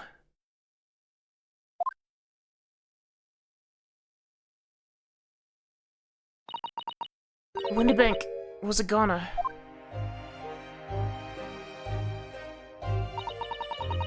I felt funny in my head all of a sudden, kinda dizzy.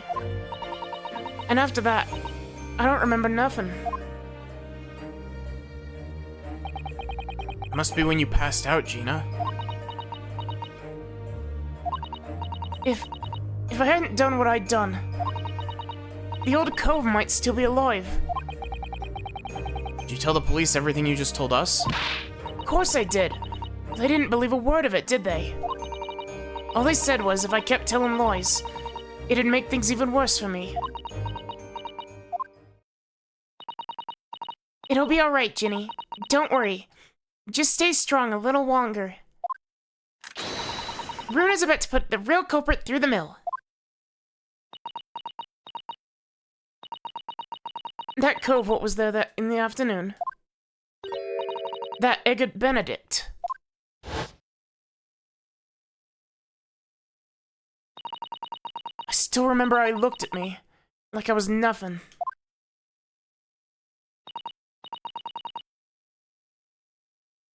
He was there that night. We don't know his real name yet, but I'm convinced that he's involved somehow. Anyway, thank you for telling us what happened, Gina. I appreciate your honesty. You what? You can leave it all in Runa's capable hands now, Ginny.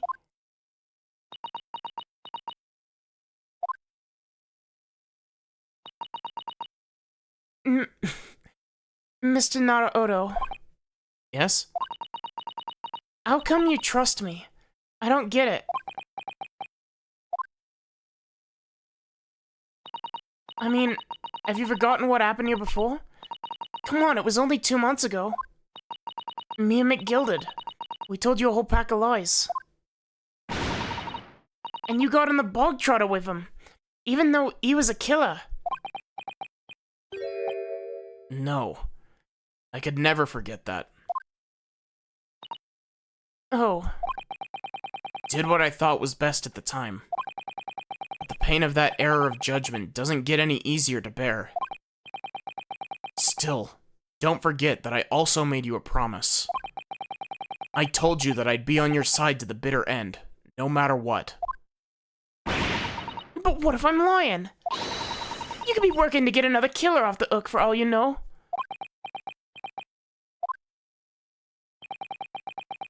I was once in your position, Gina. I was the accused in a trial.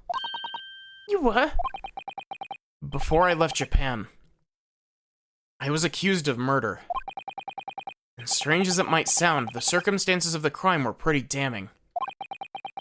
I was sure that no one would believe in me. Or, I was sure that no one would believe it wasn't me who'd done it. Oh, Runo. But there was one person who stood up for me, who believed in me, and was prepared to defend me. My best friend.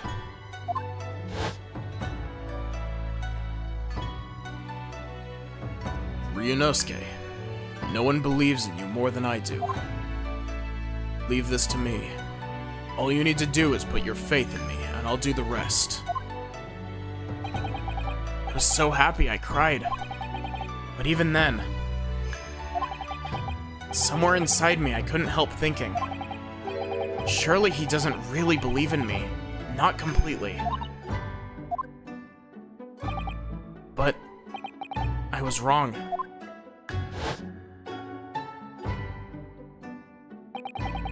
As soon as my trial began, it was obvious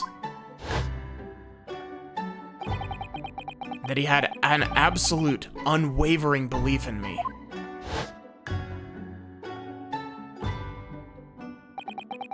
And in turn, I developed an absolute, unwavering belief in him.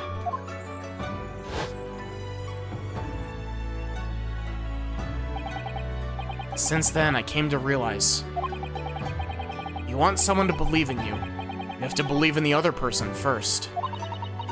What are you saying? I promise you, Gina, that no matter what happens, I'll keep believing in you. So you don't need to worry. I won't let you down.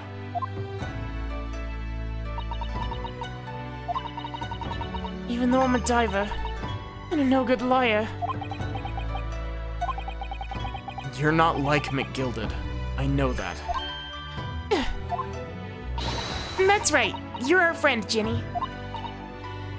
Iris. We know you better than you think. And we've come to the conclusion that you're someone we can trust. Yes, That's really all we need to know. exactly.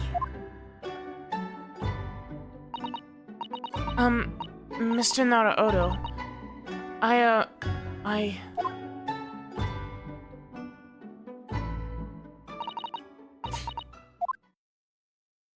Game's gonna make me cry.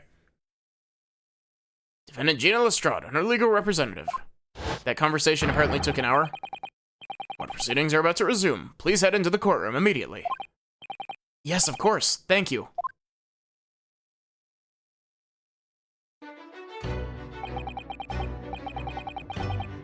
I'd been both a defendant and a defending lawyer in my time, so I knew only too well just how hard it was to put all of your faith in another.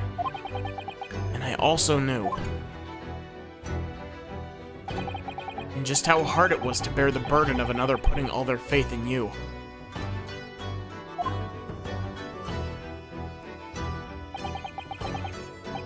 That's it at last. Final chapter. Final battle. Wish me luck, Susato-san. And I hope you're watching over me too, partner.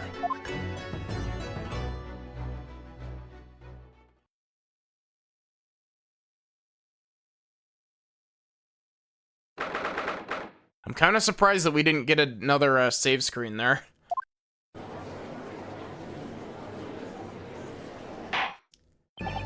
Hereby call this court to order. We resume the trial of Miss Gina Lestrade. Lord Van Zieks, you successfully subpoenaed the witness. The subpoena was delivered to the communications station where the man works immediately, my lord.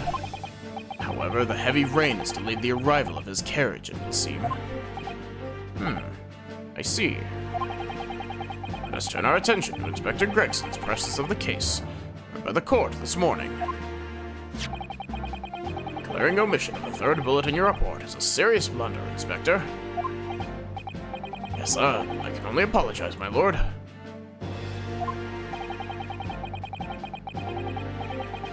Although the defense's chemical analysis of the blood at the scene makes for a compelling argument, I cannot permit such untried methods to be used as evidence in my courtroom.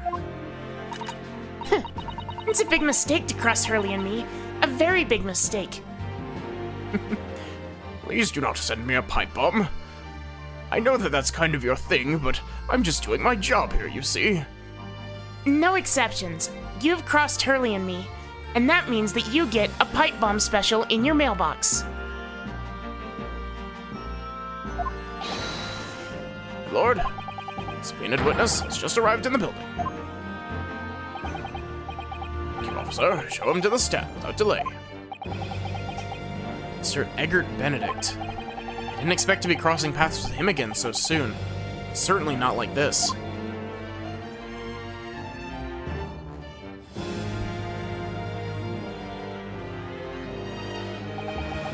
Thank you for complying with the court subpoena.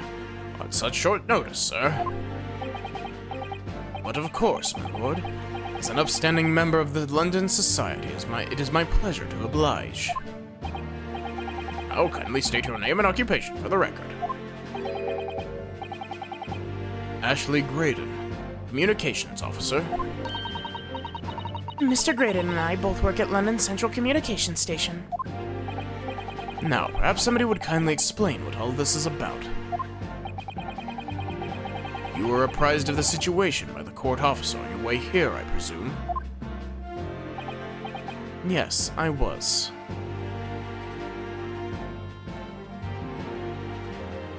Look at that stand. Pipe bombs for all.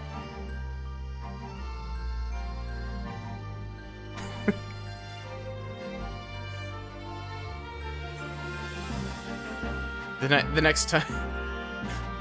Not a pipe bomb. Iris just fashions, like, essentially a mine onto the judge's gavel. He smacks the gavel onto the thing, and the entire, just, like... the entire, like, judge's seat just explodes. Yes, I was. Something to do with a murder that took place on the pawnbroker on Baker Street. And some nonsense about me having been there on the night in question.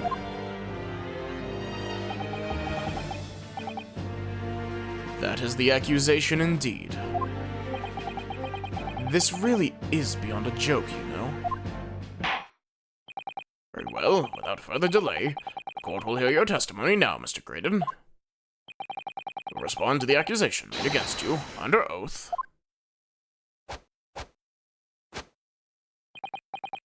Gladly, my lord, gladly.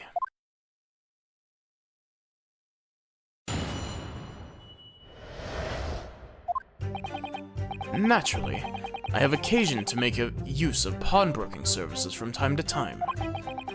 But are you seriously suggesting I colluded with these thugs to break into the place on the night of the murder? I have no intention of admitting to such outrageous accusation. Even if certain parties here present claim that my blood was found at the scene. Some Scaramouche detective's homebrewed tincture can hardly be taken as serious evidence. Oh, you deny the accusation completely, do you? I must say, I am dismayed. The highest court in the land to be swayed by the self-professed detective's toy. It was the will of the jury, and our great British justice system demands that the jury's will is upheld. And it would seem we have the misfortune of a most inept assembly of jurors today. By golly. How long am I expected to be detained here? Don't provoke the jury, buddy. They're gonna vote not guilty out of spite. And they're gonna vote guilty on your ass because of spite. Following the defense's cross-examination, involvement in this matter has not been established. Be free to leave immediately. Good. I shall be away in time for afternoon tea. Some small consolation, at least. Let us not hold up Mr. Graydon any longer. The necessary. Counsel, proceed with the cross-examination. So, we meet again. Mr. Eggert Benedict. Or is it Mr. Graydon? My apologies. You are... Ryunosuke Naruhodo, defense lawyer. We've met. If If you say so. Ashley Graydon, Enchante. So. I trust we can conclude this quickly. I'm not holding your flashy hat while we do.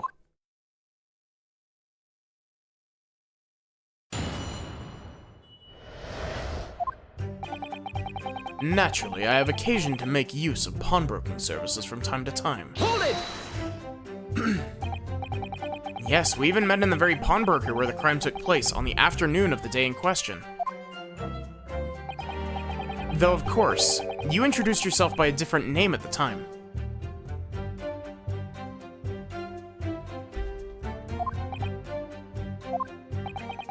It was Mr. Eggert Benedict, I believe. Tell me, what made you... The witness is here to testify about the events that took place that night. AKA, I just don't want him answering the question. Because I'm a little shit, and I'm a ace attorney prosecutor who doesn't like... reasonable questioning. He's under no obligation to answer such unrelated questions. You can't be serious. Thank you, because I certainly do not feel inclined to answer such an inappropriate question. There's going to be evasive, is he? In an effort to not give anything away. This could be tricky.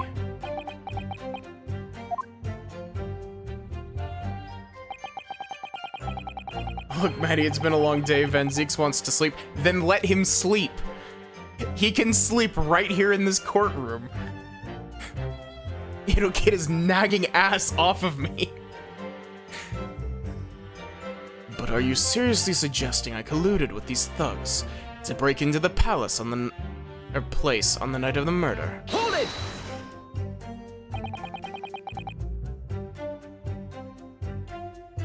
Nah, as much as I'm giving the game shit, I feel like I need to make the statement, I am enjoying this a lot. As much as I'm giving this game shit. Like, it's one of those things where it's like, you know, sometimes you say one thing that can be perceived as like, oh, I'm not having fun, and people will take that to mean, I hate this game with a passion. And it's just not true. I love this. I'm loving this game so far. I'm just... The only bit of this that I'm getting kind of mad at is the logic in a couple cases, or in a couple, like, instances, I should say. The logic in a couple of instances in this trial has been a bit iffy, just because, like, it feels like there needed to have been more situations where it's like, there are two different pieces of evidence that can progress the thing. Because there's so much stuff that overlaps. Does that make sense? Have you seen these two men before? This pair? No. I don't associate with criminals. Maddie despises this game to the point of heresy. Said by a man who introduced himself as Eggert Benedict. I'd like to know who I have to thank for this. Who made this outlandish accusation against me? The young lawyer there in the black. This is a farce. Whose idea was it to permit an outsider to work in a British court anyway? That is racist. Well, needless to say, I have no intention of admitting to such an outrageous accusation. Hold it! Where were you at around 1 in the morning on the night in question, sir? And that is past the hour at which I would normally retire. Certainly. I was not in the company of these rapscallions. You're able to prove that. Objection! listen carefully, my learned Nipponese friend. For you appear to be under a gross misapprehension on this point. What do you mean? The witness maintains that he was not at the scene of the crime. This is a farce. Does a dance that only makes him look more sus? Yeah. This is a farce proceeds to Fortnite emote. The witness maintains that he was not at the scene of the crime. He has no obligation to prove his absence.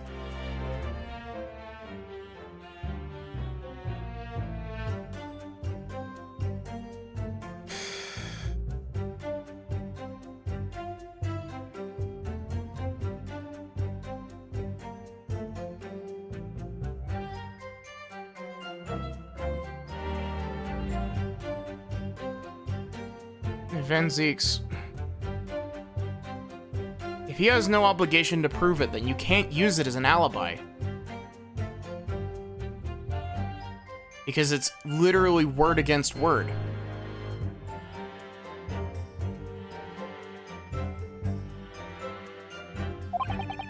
Your accusation is that the witness was present at the scene.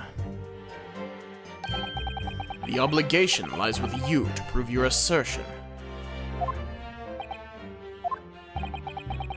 You will fulfill that obligation before putting any more unreasonable questions to the witness.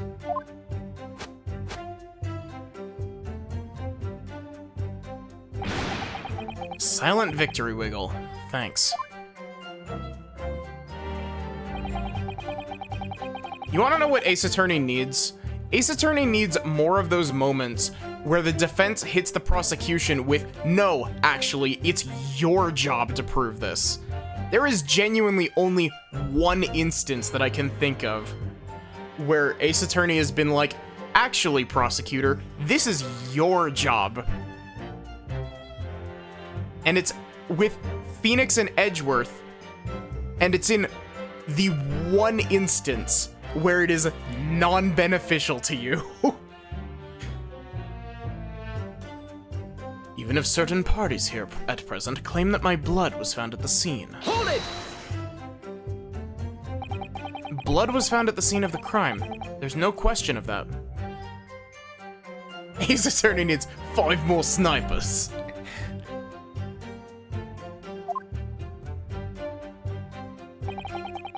Mr. Sholmes' chemical analysis has positively identified the substance as such. But I'm not the only human to have blood running through my veins, am I? Not if you keep talking to me like that. I'm gonna... You ever heard of this fancy little trick called bloodletting?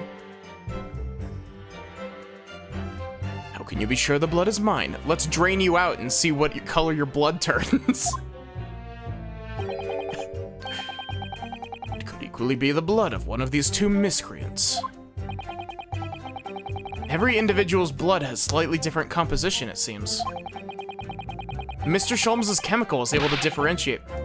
Spare me the science lesson. Who is this Sholmes character, anyway? Oh, I assumed all Londoners would know the name. He's a renowned detective. And so even you are unable to bring yourself to say great detective.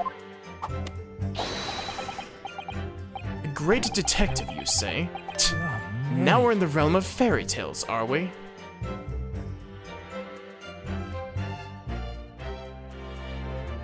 I like that the little bar moves up so you can see his face.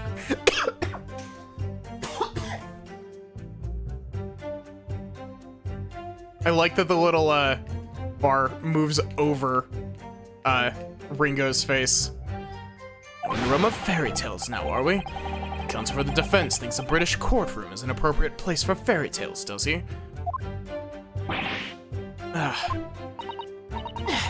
This is so unfair. That chemical test is based on solid science.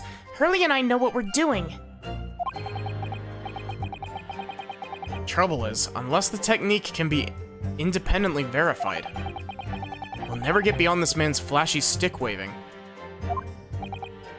Let's show him a flashy stick of our own, actually, Iris.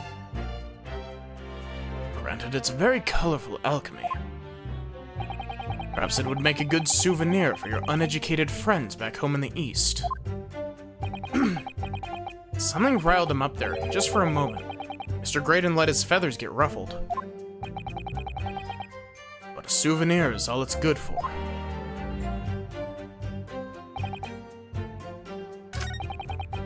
Hold it!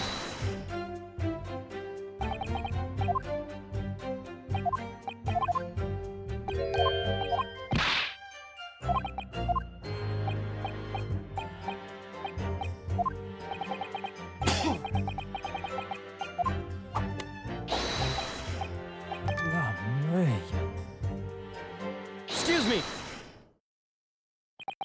Do you have something to say about that, Mr. Skulkin? What, me? No, the Mr. Skulkin next to you. Right, I've had it up to here with this. How many times have I gotta tell you? Yes, I know, you're not a big bruv sulky. Mr. Nash Skulkin. Gor blimey, governor. You what? Is it not the case that when Mr. Graydon just spoke, a thought went through your mind? Would you care to share that with the rest of the court? Me thoughts. I don't have none of them. It must have been him. I feel that. You what? Mr. Nash Skulkin, answer the question, please. What went through your mind when Mr. Graydon just spoke? Nothing. Honest, Gov, nothing. I was just thinking. Waves his arm around like that much more, it'll open up the wound again, that's all.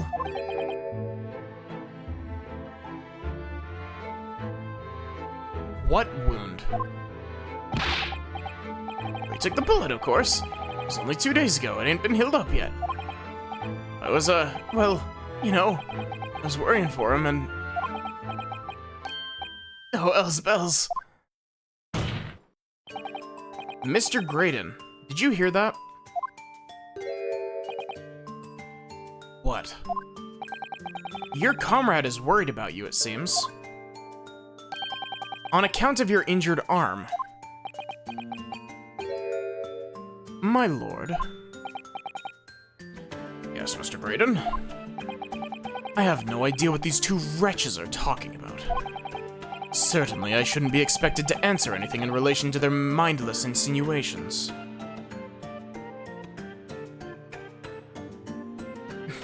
To be fair, there is a whip crack sound effect in the game. Like, it happens a lot, actually. Certainly, I shouldn't be expected to answer anything in relation to their mindless insinuations. We know that someone other than the victim was hit by a bullet at the scene of the crime 2 nights ago. And from the height of the bullet hole in the wall, that person was likely hit in the upper arm or thereabouts. Perhaps you would allow the court official to examine your arm, sir. The left arm that you're currently clasping with your right hand, as if in pain. No, I refuse. Then go directly to jail. You've shown no evidence whatsoever that links me to these common thieves. Accordingly, I'm not obliged to permit any such invasion of my privacy. As I've already said, I'm completely uninvolved in all this. I've never had anything to do with the pawnbrokery where this fellow was killed whatsoever. I take offense at the insinuation that I was in any way involved. And to have had nothing whatsoever to do with Mr. Windybank's pawnbrokery. Prawnbrokery. Case 5, this person has a bullet in their left shoulder. Well, this is definitely an Ace Attorney game, yeah. It's happened at least twice, actually, before this. It happened in both Game 1 and 2. To members of the same family, might I add. My lord, the defense would like that last statement to be added to Mr. Graydon's formal testimony. Very well, counsel. Continue with your testimony, Mr. Graydon.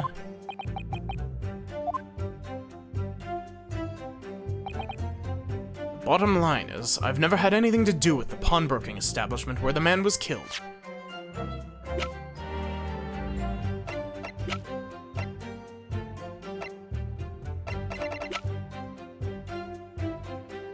This is another thing. Why don't I have that picture as evidence?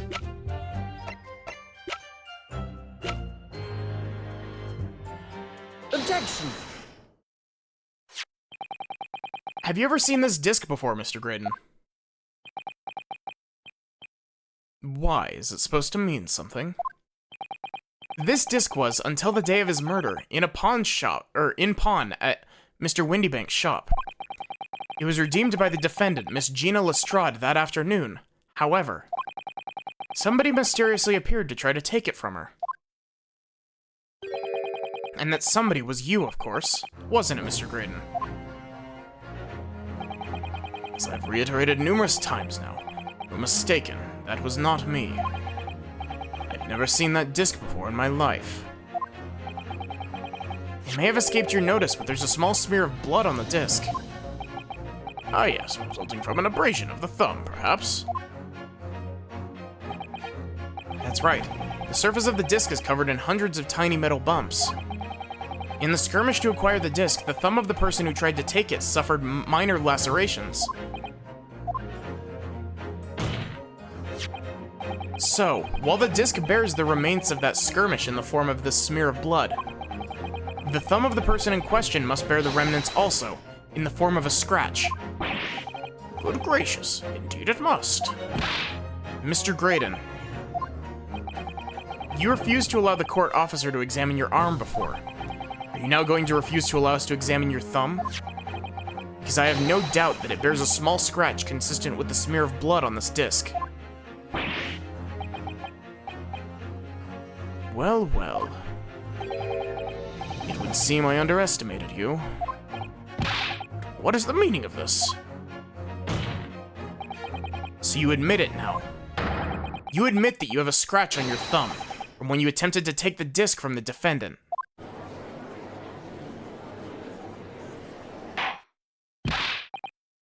Order, order. Well, Mr. Graydon, it would appear there's been something of a misunderstanding here. I did not attempt to take the disc, as you put it. No, quite the reverse. What are you trying to say? It's really quite simple, you see. The disc was mine from the outset. Is there some crime in taking an item that you own out of pawn? What? It would seem, Mr. Graydon, that in this piece of evidence my learned friend has established a link between yourself and the incident. Accordingly, you will tell the court everything you know about this disc now. As you wish, though I'm quite sure it has nothing whatsoever to do with the pawnbroker's murder.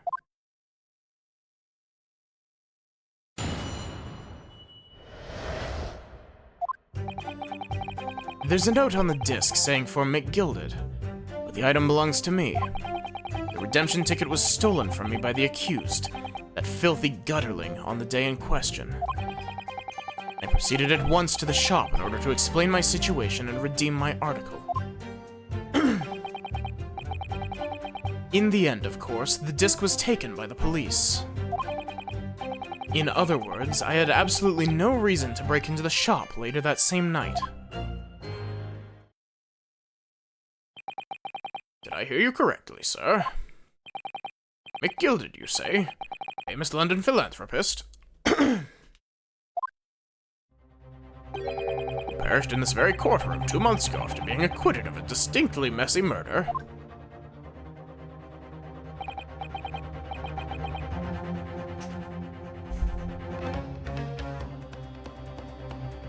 Yes, my lord, the one and same.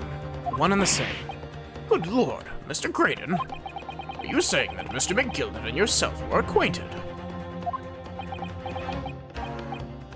Yes, that is correct.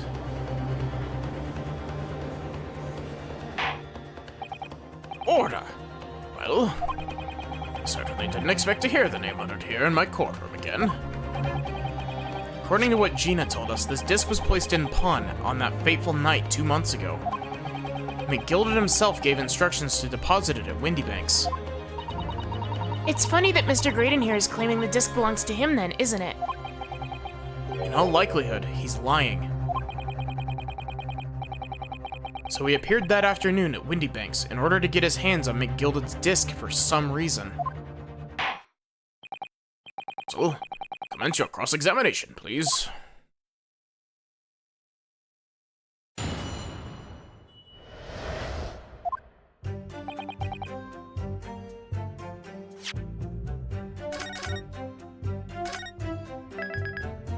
And unfortunately, that's gonna have to be where I end for tonight. I don't know how much of this game is left, but I'll probably stream more of it tomorrow. I don't know if there's enough for a full extra episode, or if it's gonna be like a half episode or whatever. We'll figure it out.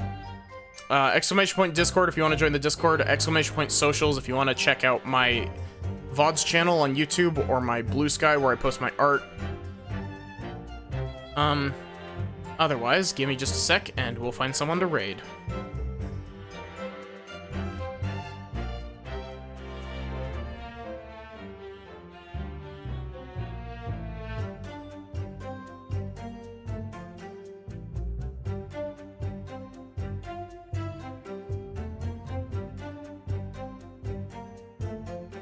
Okay.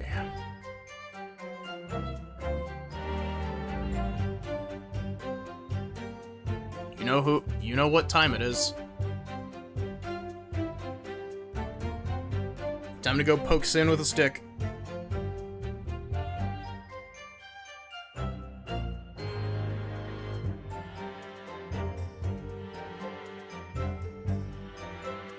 I hope Sin isn't getting sick of me.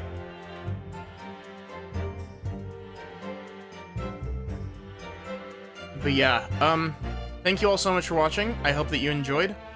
I should be streaming more of this tomorrow, hopefully, if my throat is doing okay. If it is not, I will probably be starting Mario RPG or playing Randomizer. But, you know, we'll figure it out. Assume Ace Attorney if it's, if it isn't, you know, I'll put an update in the Discord or whatever. But yeah, I guess, have a good one, and take care.